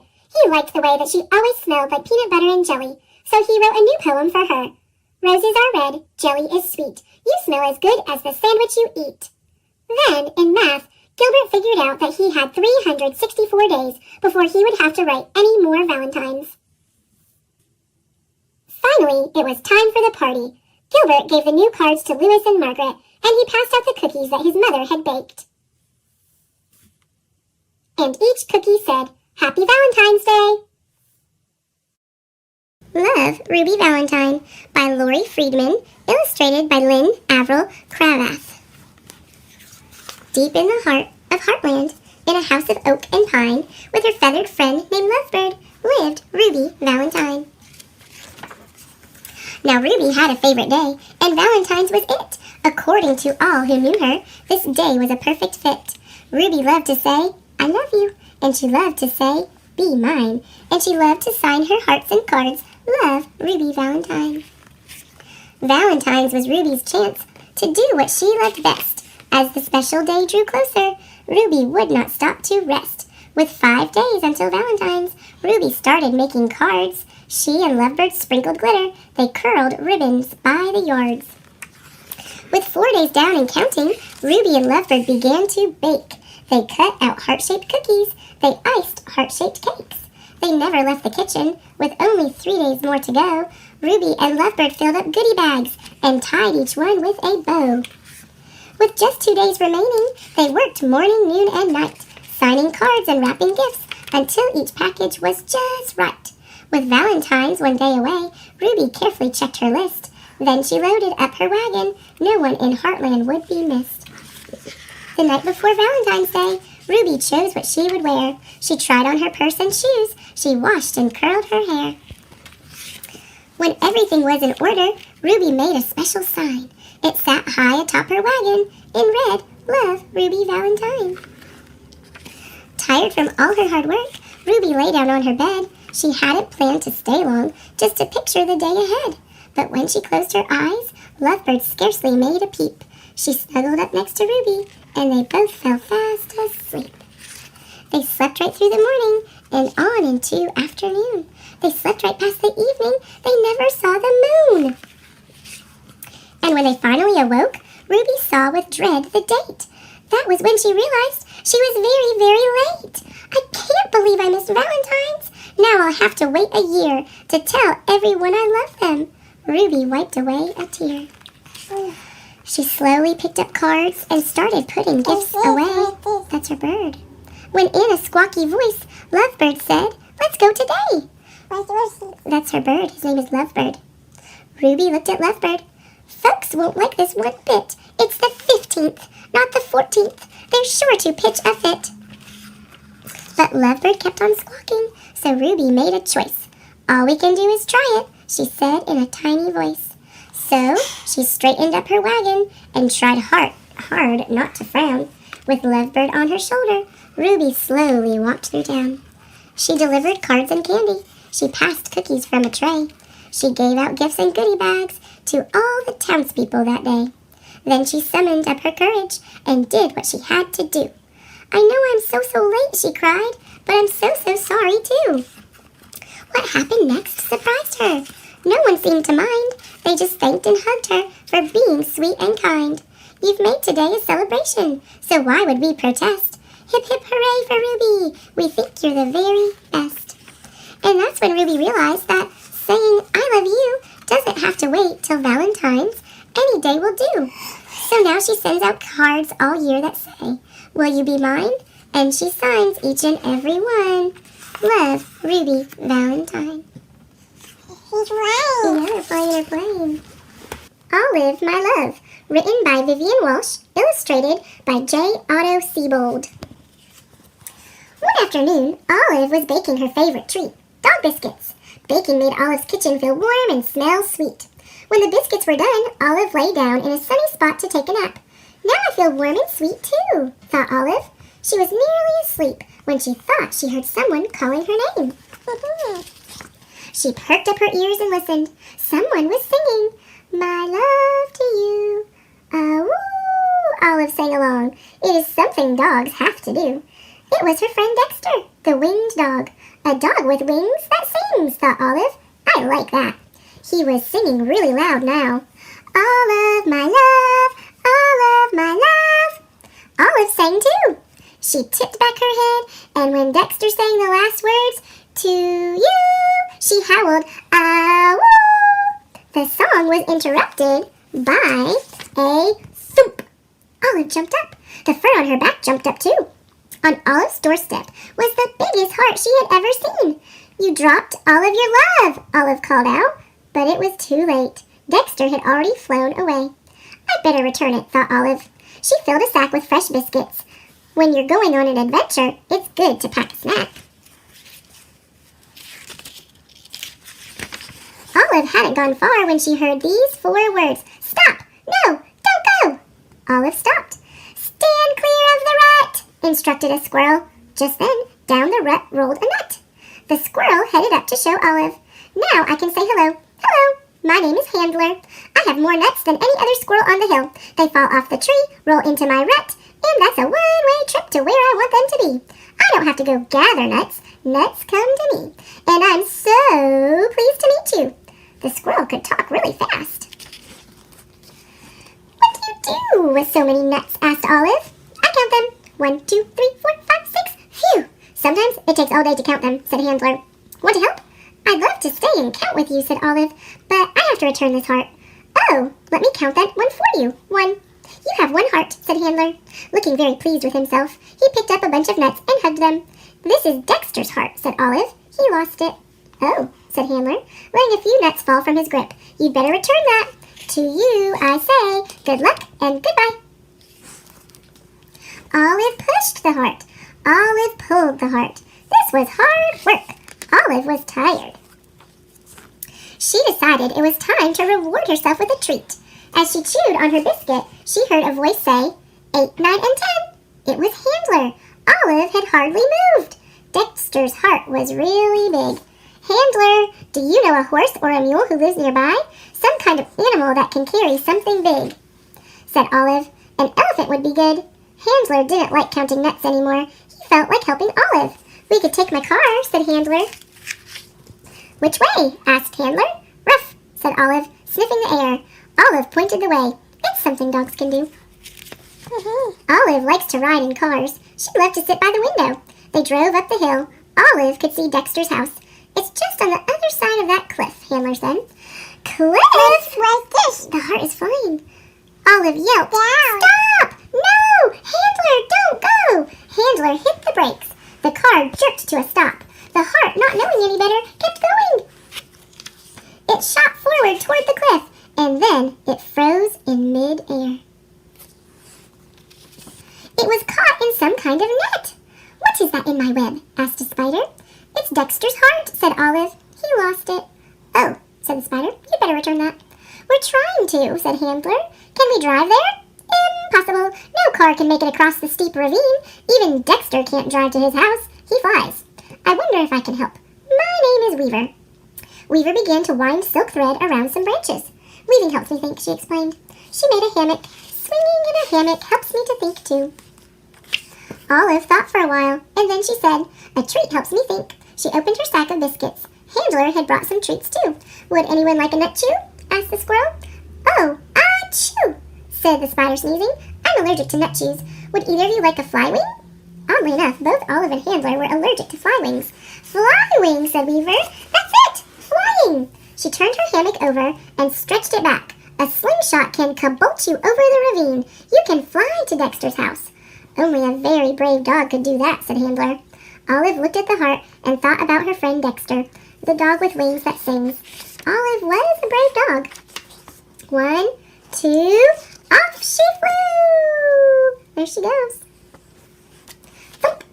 Dexter opened his door and saw a huge heart lying there. "I've brought your heart back," said Olive. "My heart?" asked Dexter. "You lost it. You were singing 'All of my love,'" said Olive. "I didn't lose my heart, Olive. I gave it to you," said Dexter. "Didn't you get my note?" "Note? Nope." Olive was confused. She was staring at a piece of paper stuck on Dexter's wing. It was the note. Dexter sang the words that he had written there. "For Olive, my love, all of my love, yours, Dexter." "The heart is a gift for me?" asked Olive. "For you," sang a voice. It was Handler. "We tagged along," said Weaver. "We're still attached." She held up the strands that connected them to the heart. Dexter helped Olive open the heart. There were bonbons inside. "What a sweet mistake," said Handler. The new friends had a picnic of bonbons, biscuits, nut chews, and fly wings. They were surprised they had so much to share with one another. They felt happy on top of the hill. They felt like they were on top of the world. The end. Look at all those hearts. Sophia Valdez, Future Prez, by Andrea Beatty, illustrated by David Roberts. Sophia was a baby who got things done, helping her family before she turned 1. She and Abuelo went out every week to help elderly friends around Blue River Creek who couldn't get out about on their own and with no place to gather were stuck home alone. Raking the leaves, taking pets for a walk, or just dropping by for a treat and a talk, Sophia Valdez did as much as she could for her family and friends and her whole neighborhood. A dreamer, a doer, a real-life go-getter. Most people like good, but Sophia liked better. Each morning, Abuelo walked Sophia to class. They walked home again along Blue River Pass, making plans, munching cookies, Abuelo and girl. Except for that Tuesday when Pup saw the squirrel. With a howl, Pup took off, racing all through the town, over, under, beneath, and around. Sophia scrambled to try to keep up with the hollering and the bellowing of Pup. Up the squirrel ran to the top of a hill, made of leftover junk for the local landfill. They reached the tip-top to that mountain of trash, which jiggled and broke with an ear-splitting crash. Down they all tumbled and hit with a thud on a moldy old pumpkin surrounded by mud.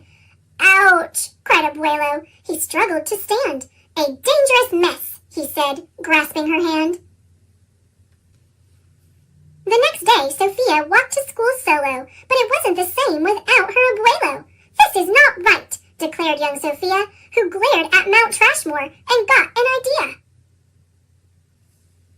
The very next morning, at dawn, she planted a sign at the front of the lawn. She stood back and smiled, and Pup gave a bark. "Get rid of Mount Trashmore! Let's build a new park!" Each of her neighbors had something to say about benches and fountains and places to play, meeting spots, gardens, a basket for bees, a rubber duck pond, and a kiosk for cheese. She drew every thought on her map of the park, which was perfectly perfect by a quarter till dark. She drifted to sleep in her soft, cozy bed. Then, bam! She woke up when a thought smacked her head. Her heart skipped a beat as she realized each one of her neighbors had said, "Let me know when it's done." They all thought Sophia could build it alone. But how could one girl do so much on her own? The weight of that thought made her tender heart ache as night thunder growled and she lay wide awake. Then dawn brought a storm and the gloomy sky wept, and the heartsick Sophia finally slept. Abuelo baked cookies when Sophie got up. He gave her a bagful and sneaked one to Pup. He blinked back a tear as he hugged his Sophia. "For courage," he whispered, "te amo mi vida." Sophia's knees wobbled. She felt weak inside. She looked at his ankle and quite nearly cried. Though she didn't feel brave or courageous at all, Sophia Valdez went to face City Hall. The mayor's office sent her to room 401, the Blue River Creek Department of Fun, which sent her downstairs to room 302, the office of duck ponds and cool things to do, to the office of monkeys, the department of cheese, the division of fountains, and meetings and bees. Then down to the basement, so musty and cramped, where all the town's papers were sorted and stamped. And that's where the clerk said what no one else did. "You can't build a new park. You're only a kid." The word smacked Sophia deep down in her heart. Her plan was kiboshed before it could start. "I think," said Sophia, "I think that law's wrong." But her second grade voice didn't sound very strong. The clerk said, "Clearly, it cannot be done. Do you have any questions?" Sophia said, "One. If you were me, and if I was you, and he was your grandpa, what would you do?" Well, said the clerk. Then she said nothing at all. She thought, and she thought. Then she sent out a call to every employee throughout City Hall. The entire government of Blue River Creek crammed into the office to hear Sophie speak. But her words jumbled up and her cheeks turned bright red as a dozen emotions rushed into her head. Her heart beat so loudly she thought it would crack. The crowd leaned in closer. Sophia leaned back. Then her arm brushed the edge of the old cookie sack. And that was the moment when Sophia first knew. Being brave means doing the thing you must do, though your heart cracks with fear, though you're just in grade 2. She took a deep breath, looked the mayor in the eye, and though her knees wobbled, she held her head high. Sophia started talking. She spelled out her plan, and why it all mattered, and how it began. And when she got rolling, she had lots to say about meeting spots, monkeys, and places to play, and other ideas for things they could do to help the town elders and other folks too. She had thoughts on the library, thoughts on the zoo, and perhaps a way to combine the two, and... "All right," cried the mayor, "go start a petition. If the town wants a new park, we'll form a commission." And so, young Sophia got right to work, with some help from her family and Pup and the clerk. Then others joined in, not all, but a few, like Miss Lila Greer and the kids in grade 2. There were hearings and surveys and taxes to figure, then bulldozers, cranes, and a blue bigger digger. They all built that park. That's how it got done, with the hard work of, by, and for everyone. But it began with a dream of one person, just one, who laced up her shoes and then led the way to help Blue River Creek get a new place to play. Now every evening till long after dark, the town comes together at Citizens Park. They all hold this truth to be self-evident, that Sophia Valdez could grow up to be president. Until then, Sophia, that real-life go-getter, helps Blue River Creek get better and better. Somebody Loves You, Mr. Hatch. Story by Eileen Spinelli. Pictures by Paul Yelowitz. Mr. Hatch was tall and thin, and he did not smile. Every morning at 6:30 sharp, he would leave his brick house and walk 8 blocks to the shoelace factory where he worked. At lunchtime, he would sit alone in a corner, eat his cheese and mustard sandwich, and drink a cup of coffee. Sometimes he brought a prune for dessert. After work, he would make 2 stops. At the newsstand to get the paper, and at the grocery store to buy a fresh turkey wing for his supper. After supper, he read the paper, took a shower, and went to bed early. He keeps to himself. That is what everyone said about Mr. Hatch. One Saturday, when Mr. Hatch stepped onto the porch with his dustpan and broom, he got a surprise. A package wrapped in brown paper. He had never spoken to the postman before. "Thank you, Mr. Goober," he said. Mr. Goober smiled. "You're welcome! I always enjoy delivering packages."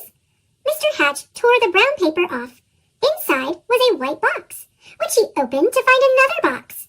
This one was heart-shaped, all satiny red and a pink bow on top. It was filled with candy. Something fluttered to the porch floor. It was a little white card. He picked it up. It said, "Somebody loves you." Only then did he remember that this was Valentine's Day. Mr. Hatch wondered and wondered. Now who would send this to me? He was all alone. He had no friends. And yet someone had sent him a Valentine. Who? Who? He put the box on the coffee table and tried to do some dusting. But every time he left the room, he had to keep peeking to see if the box was still there. He dusted and dusted, and the dust cloth seemed to whisper, "Somebody loves you. Somebody loves you." At last, he flung the dust cloth away and exclaimed, "Why, I've got a secret admirer!" And then he did something he had never done before. He laughed. He laughed and danced and clapped his hands. And then he took a piece of candy from the box and ate it. Mr. Hatch changed his shirt and found some old aftershave in the bottom drawer. He splashed it on his face. He picked out a yellow tie with blue polka dots and put it on. And then he went for a walk. Maybe, he thought, I will meet the person who sent me the candy. Of course, no one had ever seen Mr. Hatch wearing a tie or smelling of aftershave or smiling. So he got a lot of attention. Mrs. Weed tripped over her dog. Mr. Dunwoody nearly fell off his ladder. And little Tina Finn spilled all the toys out of her wagon. Mr. Hatch waved hello to them all. On Monday, it was back to work. At lunchtime, Mr. Hatch sat in the middle of the cafeteria. He spoke to everyone and passed out chocolates from his heart box. On the way home, as usual, he stopped at the newsstand. Mr. Smith handed him the usual newspaper.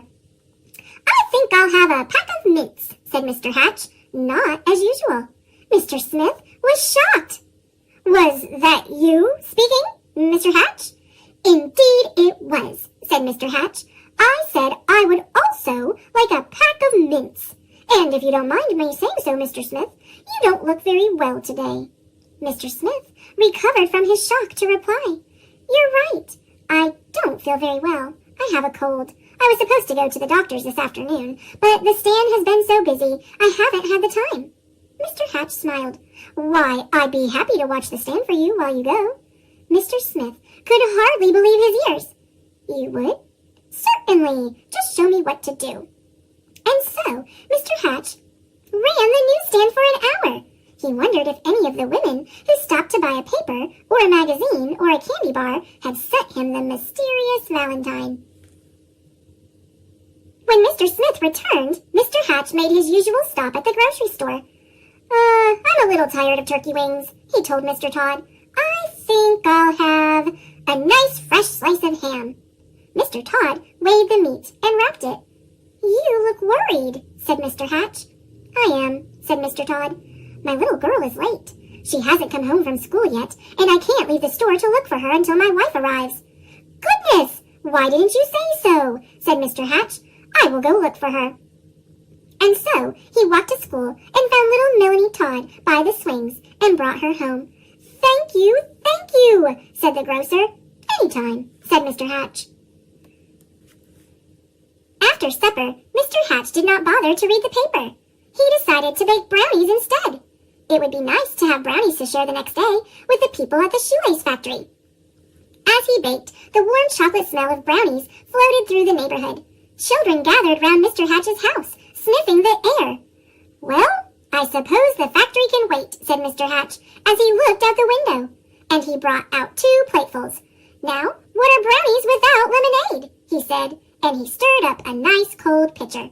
When the parents came to gather their children, they had some brownies too. It turned out to be a picnic in Mr. Hatch's backyard. He dusted off an old harmonica and played songs he remembered from his boyhood. Everyone danced. And so, the days and weeks went by. When Mr. Hatch wasn't smiling, he was laughing. And when he wasn't laughing, he was helping someone. And when he wasn't helping someone, he was having a party in his yard or on his porch.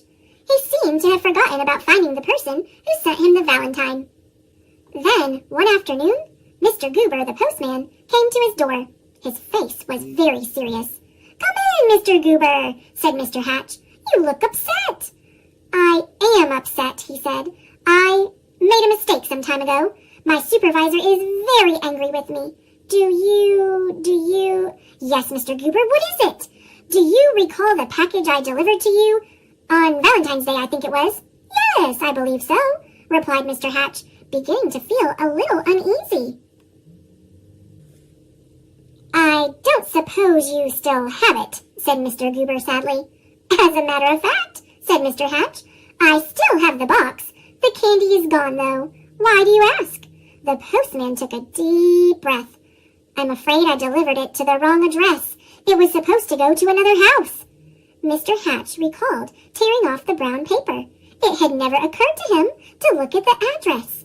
He fetched the heart-shaped box and the pink bow and gave them to the postman. "I do hope your supervisor won't be too angry with you now." The postman was heading down the sidewalk when Mr. Hatch called from his porch. "Mr. Goober, I forgot something." He gave the postman the little white card. "Somebody loves you." Alone in his living room, Mr. Hatch sighed. Nobody loved me after all. Then he read the paper, took his shower, and went to bed early.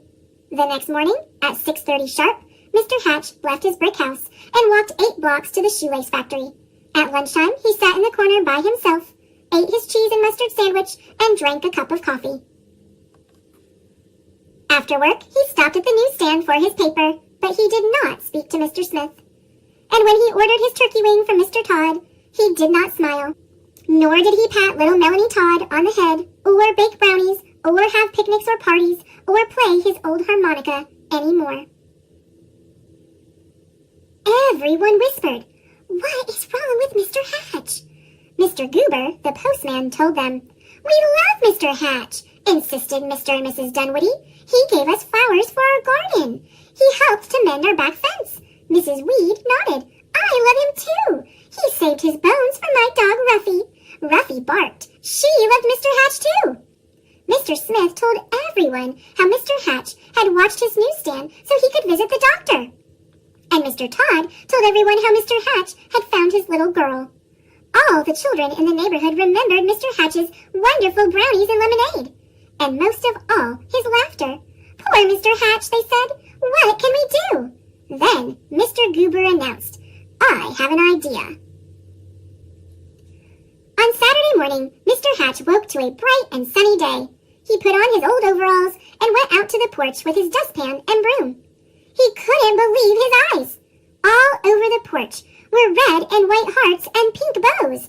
There were boxes of candy on the chairs and yellow streamers flowing from the ceiling. And sticking up out of his mailbox was a shining silver harmonica. The front yard was filled with people. Happy, smiling people. They were holding up a huge sign with hand-painted letters. It said, "Everybody loves Mr. Hatch."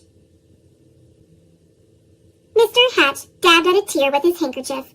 "I do believe," he sniffed, "somebody loves me after all." And then he smiled. And then he laughed. And then he hurried down to be with his friends. The Good, the Bad, and the Spooky by Jory John and Pete Oswald. I'm in a bad mood. A bad mood. Oh yeah, it's true. You want to know why I'm feeling so crummy right now? Huh? Do you? Well, it's Halloween, which is my favorite holiday.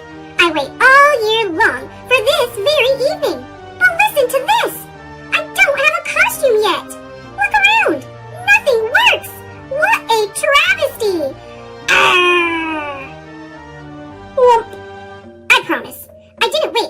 minute. I've been thinking about costumes for weeks, and I honestly gave it my best shot. For instance, I've already tried dressing up as a ghost. I can't see! Bonk! And a vampire. I can't talk! And a robot. I can't move! Everything looks so uninspiring. It turns out that putting together a perfect original show-stopping costume is basically impossible. Halloween used to be so much fun. My friends and I would all get dressed up together. Oh, the memories. One year, we were a rock and roll band. The next year, we went as our favorite condiments. Oh, and then there was the time we went as a carton of eggs. We were cracking up all night. But things changed, as they often do. Time marched on. We all got a little older, a little more independent. And I just can't shake the feeling that everybody, and I mean everybody, is going to outdress me this year.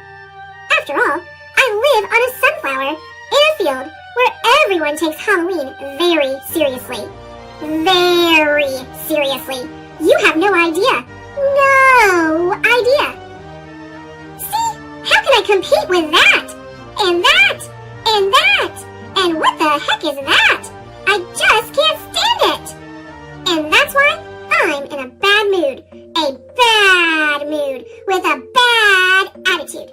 Sheesh. There's only one thing I can think of that will even things out. I need to trick everybody into thinking Halloween has been postponed until tomorrow night. Yeah, then I'll have a bit more time to get my costume together. Excuse me? Out of my way, please. Coming through. Pardon me. Seed on a mission here. Attention, everybody. Let's see. There's a big thunderstorm on the way. That's right, a storm. And also, squirrels! A herd of seed-eating squirrels is racing toward us. Yikes! Watch out! Squirrels and rain and thunder! Not a good combination! So for your safety, please, head home this instant. We'll resume Halloween tomorrow night. Gosh, that sounds spooky. Bummer. There! That should do it. No more competition. No more hurt feelings. And most importantly, no more costumes. What a relief! I beg your pardon. Yes, what is it? If I may be so bold, it seems like you're not enjoying yourself this evening. As a fellow seed, in fact, as a pumpkin seed, I know all about the pressures of Halloween. But listen, Halloween is about more than costumes and candy, Mr. Seed. It's about crunching through the autumn leaves. It's about decorations. It's about togetherness. And it's about community. Look around! This is all supposed to be fun. But nobody really cares what you're wearing. We're just here to have a good time. Look at us! We made these costumes in about 5 minutes, and we're having a blast. Just something to think about. Goodbye, Mr. Seed. Sheesh. Is it possible that I've overreacted? Have I made too big of a deal out of something trivial? I suppose I have been taking my bad mood out on everybody else today. Maybe nobody's really paying attention to my costume. Perhaps Halloween doesn't need to be a competition after all. Well, I've made a big mistake, but maybe it's not too late. Attention, everybody! Me again, and I have some good news. Halloween is back on. There's no storm after all, and there are no squirrels barreling toward us. This was all a big trick. Get it? Ha-ha! You may continue getting treats now. Yay! Hooray! It's candy time! I've made a big decision. I'm going to worry less about things that don't really matter. Not just on Halloween, but on other days too. I just needed somebody to talk some sense into me. Now, I'm not in such a bad mood anymore. And I don't have such a bad attitude anymore. As for my costume, well, I'll figure something out. Later that same Halloween evening. Hello again. Check it out. I'm a squirrel. Pretty spooky, right? Boo! And, if you have the space, I'd love to join you. Of course! You see, it doesn't take much to have a good time on Halloween.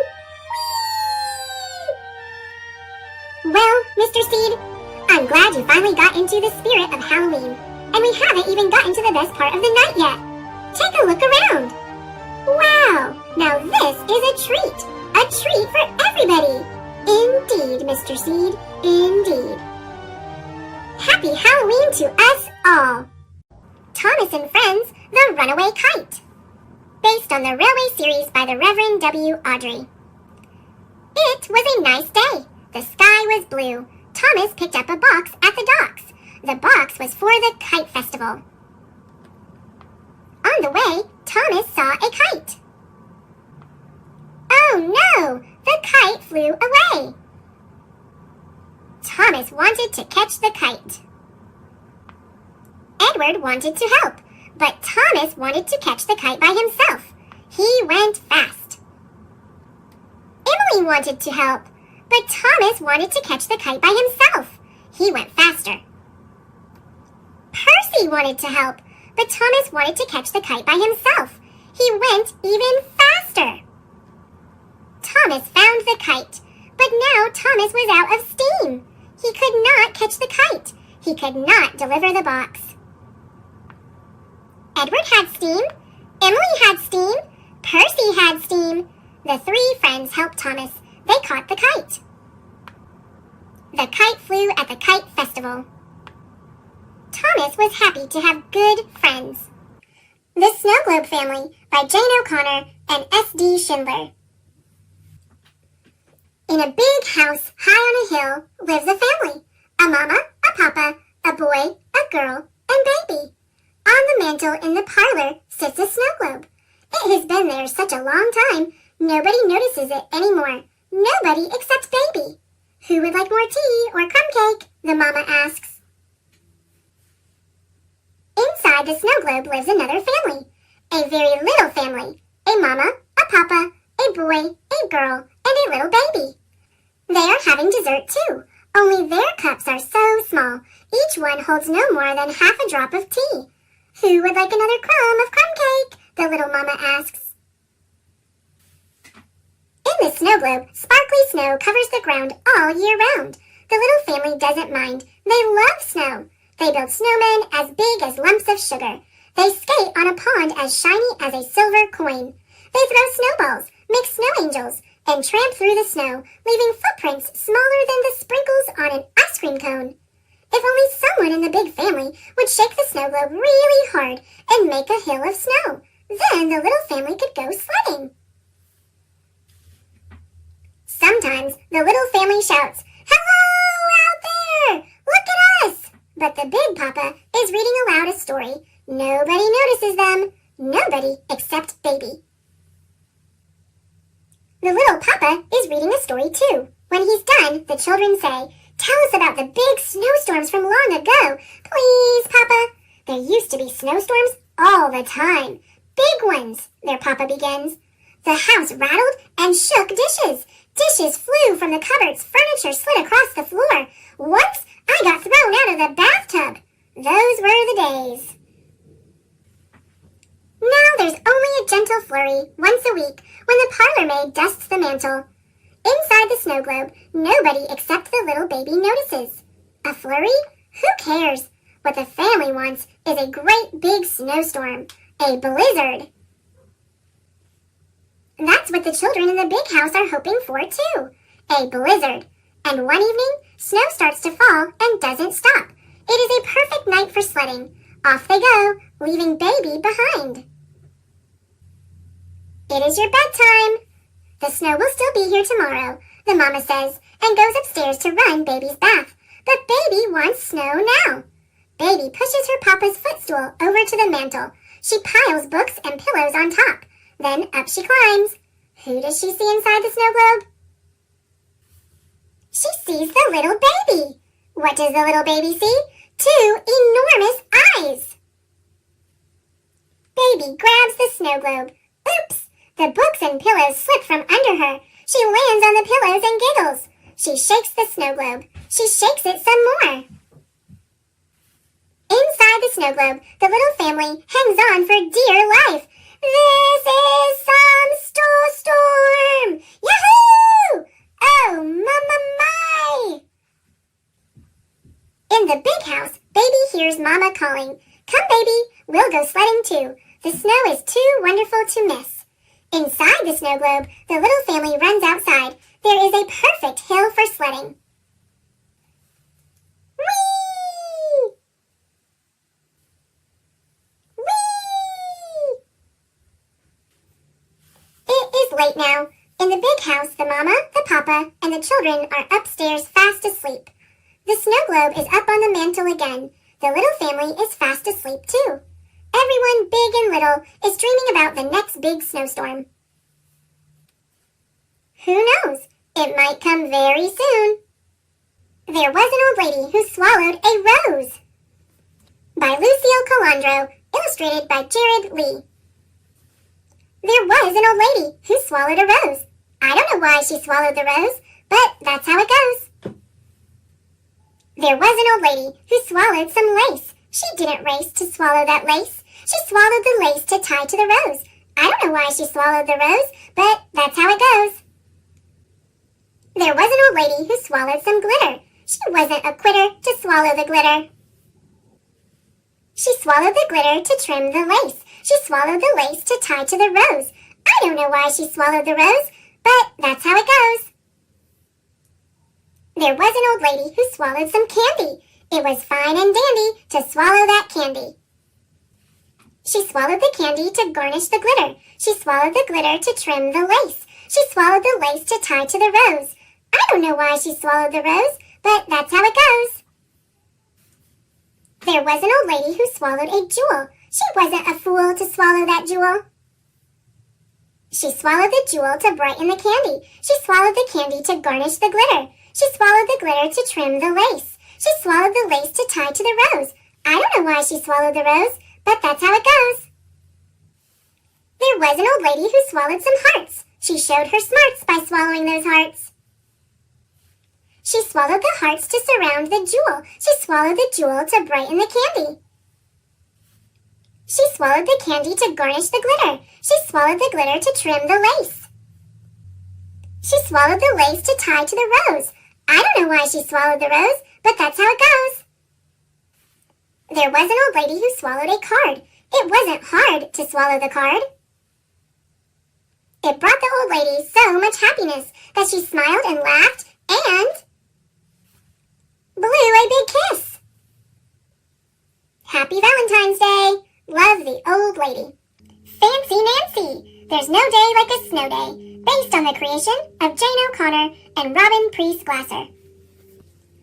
Ooh la la! It started snowing last night, and now it's a blizzard. The radio says this is the storm of the century. A century is a fancy way of saying 100 years. All the schools are closed, I announced to my parents. Then I called Bree with the joyful news. Come over, toot sweet. That's French for right away. You say it like this, toot sweet. Nancy, it's only 6:30, my mom says. Bree can come over after breakfast when Mrs. Devine comes to babysit. Oh no, you mean you have to go to work on a snow day? Grown-ups don't get snow days, my dad says. That is a sad but true fact of life. I feel so sorry for my parents that I make them a special treat for breakfast. Look, it's snowing on your cereal, I say as I sprinkle shredded coconut into their bowls. Jojo and I get all bundled up and drag our sleds out of the garage. We are ready to frolic. Frolic is fancy for having fun. At last, Mrs. Devine arrives with Bree and Freddie. Can we go to Mount Everest right away? I ask. Mount Everest is what everybody calls the biggest hill in the park. The sledding there is phenomenal, which means fabulous, spectacular, and totally awesome. Darling, I'm afraid my sledding days are long over. I want all of you to stay in the yard where I can see you. I'll supervise from inside. No sledding? We are all très disappointed. But I remind everyone that there are many other ways to frolic on a snow day. First, we make snow angels. We decorate the wings with pine cones. Can you guess what I'm doing now? I bet you think I am building a snowman, but you are sadly mistaken, which means you are wrong. I get a bunch of accessories from my room, and voila! Here is our Snow King, Snow Queen, Snow Princess, and Snow Prince. Don't they look regal? That's a fancy word for royal. We all bow and curtsy, because that's what you're supposed to do in front of royalty. Soon we hear Mrs. Devine calling us to come inside. Ooh la la! Hot chocolate with mini marshmallows? And there are plates of Mrs. Devine's delectable homemade cookies. Each one looks like a snowflake. Merci, I say. What a thoughtful thing to do. It is twilight now, which is a lovely word for when it's almost dark out. We all catch snowflakes on our tongues and wait for our parents to get home. When Mom and Dad get home, they tell us how sorry they are to have missed all the fun. But there's still time for more frolicking, I point out. We haven't gone sledding yet. Can we go now? I am almost positive the answer will be no, but double ooh la la, they say, why not? So we pile the sleds into the cars and off we go to Mount Everest. Soon we are zooming down the hill at supersonic speed. That means really, really fast. Do you know what is just as much fun as a snow day? A snow night! Make your own Royal Snow Family. Thomasaurus Rex. Illustrated by Richard Courtney. Thomas puffed into the yard after a long day. He saw James and Gordon talking together.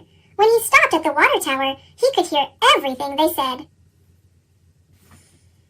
I am too important to pull such an ancient load, said Gordon. Yes, replied James. I'm glad they brought that old bucket of bolts to do it. The engines here are all too fine. I'm surprised he can do anything. He is so old.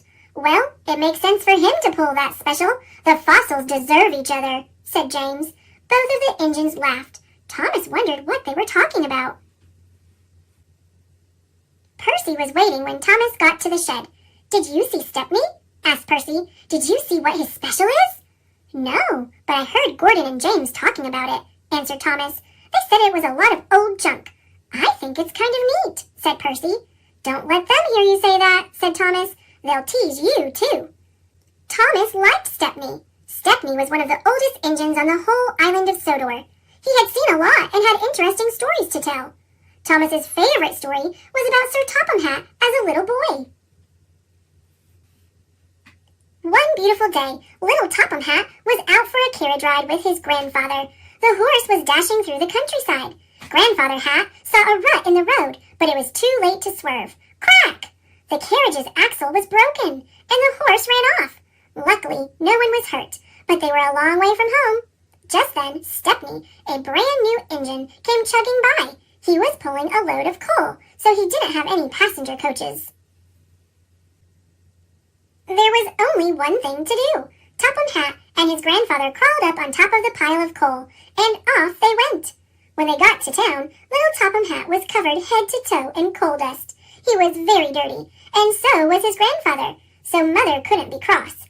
They both laughed, and even had their picture taken.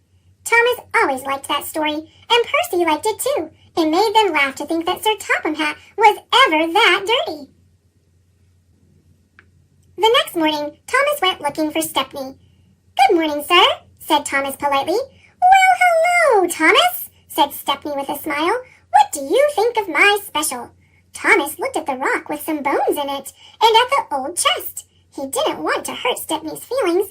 It sure looks old, he stammered. It's the oldest thing I have ever pulled, laughed Stepney. It makes me feel young. The chest is full of gems from Rolf's castle in the days of knights. This fossil is from the age of dinosaurs. It is going to be part of the museum fair at Tidmouth. And so am I, because I am so old, he added proudly.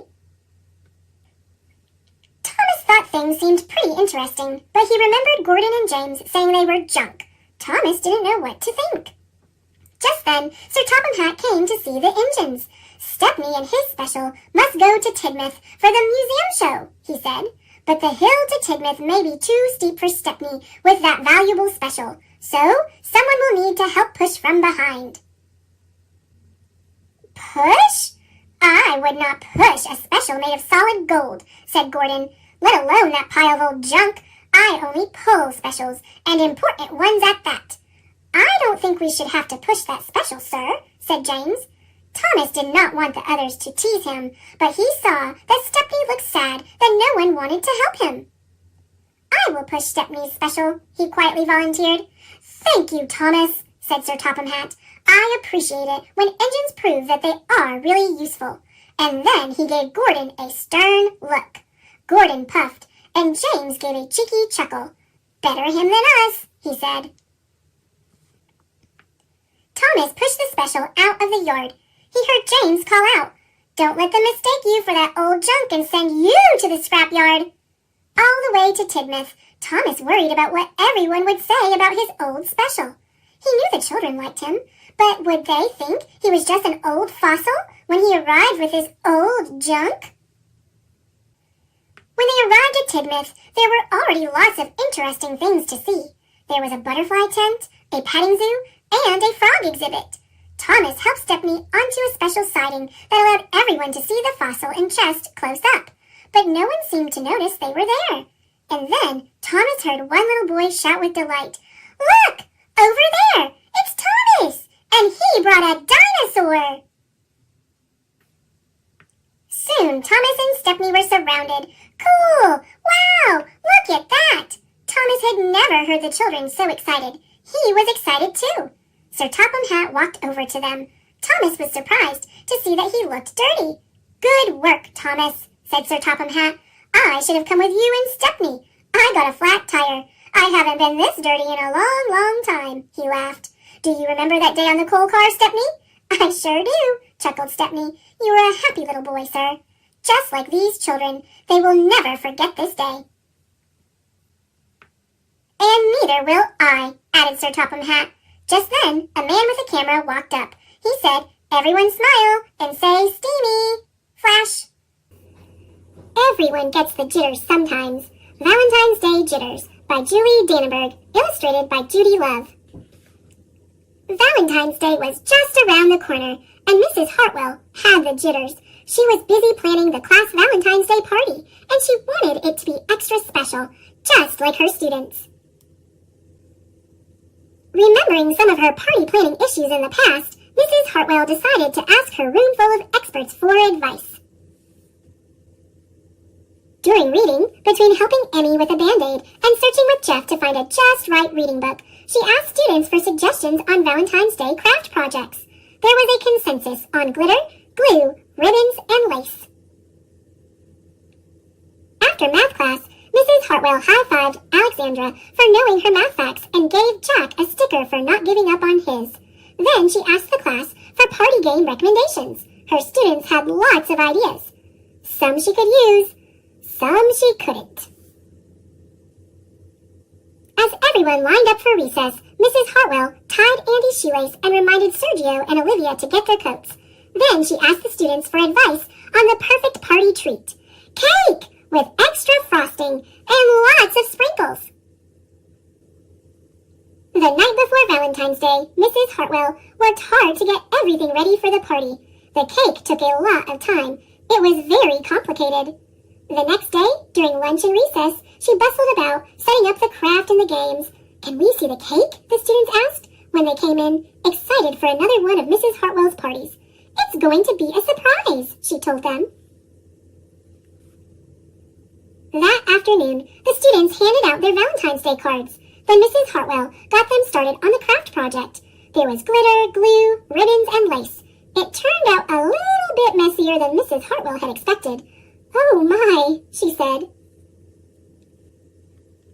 Next up, games! Laughter rang out as students played Pin the Smile on the Teacher, Beanbag Heart Toss, and Candy Heart Bingo. It was a bit livelier than Mrs. Hartwell expected. Oh dear, she said. Finally, it was time for her extra special cake surprise. Mrs. Hartwell couldn't wait. She knew it would be the perfect ending to a less than perfect party. The students were definitely surprised. Is it supposed to look like that? Jack whispered to Maria. Oh no! Wailed Mrs. Hartwell. This party is a disaster! I wanted it to be extra special. I wanted to show you how much I care. For a minute, the students looked confused. Then they laughed. But you show us that every day, they said. Silly Mrs. Hartwell, said Alexandra, patting her on the back. The students decided to take charge. Some of them helped Mrs. Hartwell clean the frosting out of her hair and the glue off her shoes. Sort of. Some of them raced to clean up the mess. Sort of. And some of them fixed the cake. Sort of. But all of them took turns working on an impromptu Valentine for Mrs. Hartwell. They wanted it to be extra special, to show her how much they cared. Once again, the classroom rang with laughter. At the end of the day, the students gave Mrs. Hartwell their creation. Happy Valentine's Day, they cheered. Mrs. Hartwell smiled. It's perfect, she said. Just like you, Emmy said. Everyone agreed. It was the best Valentine's Day party ever. Well, almost. Where are my shoes? I can't wait to see what extra special plans Mrs. Hartwell has for St. Patrick's Day. Virgil and Owen by Paulette Bogan. I found a polar bear, Mom, said Virgil, and I'm keeping him. You are my polar bear, said Virgil. Come with me. The polar bear splished and splashed with the turns. Everyone laughed. Virgil did not laugh. You are my polar bear, said Virgil. Come with me. The polar bear slipped and slid with the seals. Everyone had fun. Virgil did not have fun. You are my polar bear, said Virgil. Come with me. The polar bear twirled and whirled with the penguins. Everyone had a wonderful time. Virgil did not have a wonderful time. Stop it, said Virgil. You are my polar bear. Come with me. No, said the polar bear. And my name is Owen.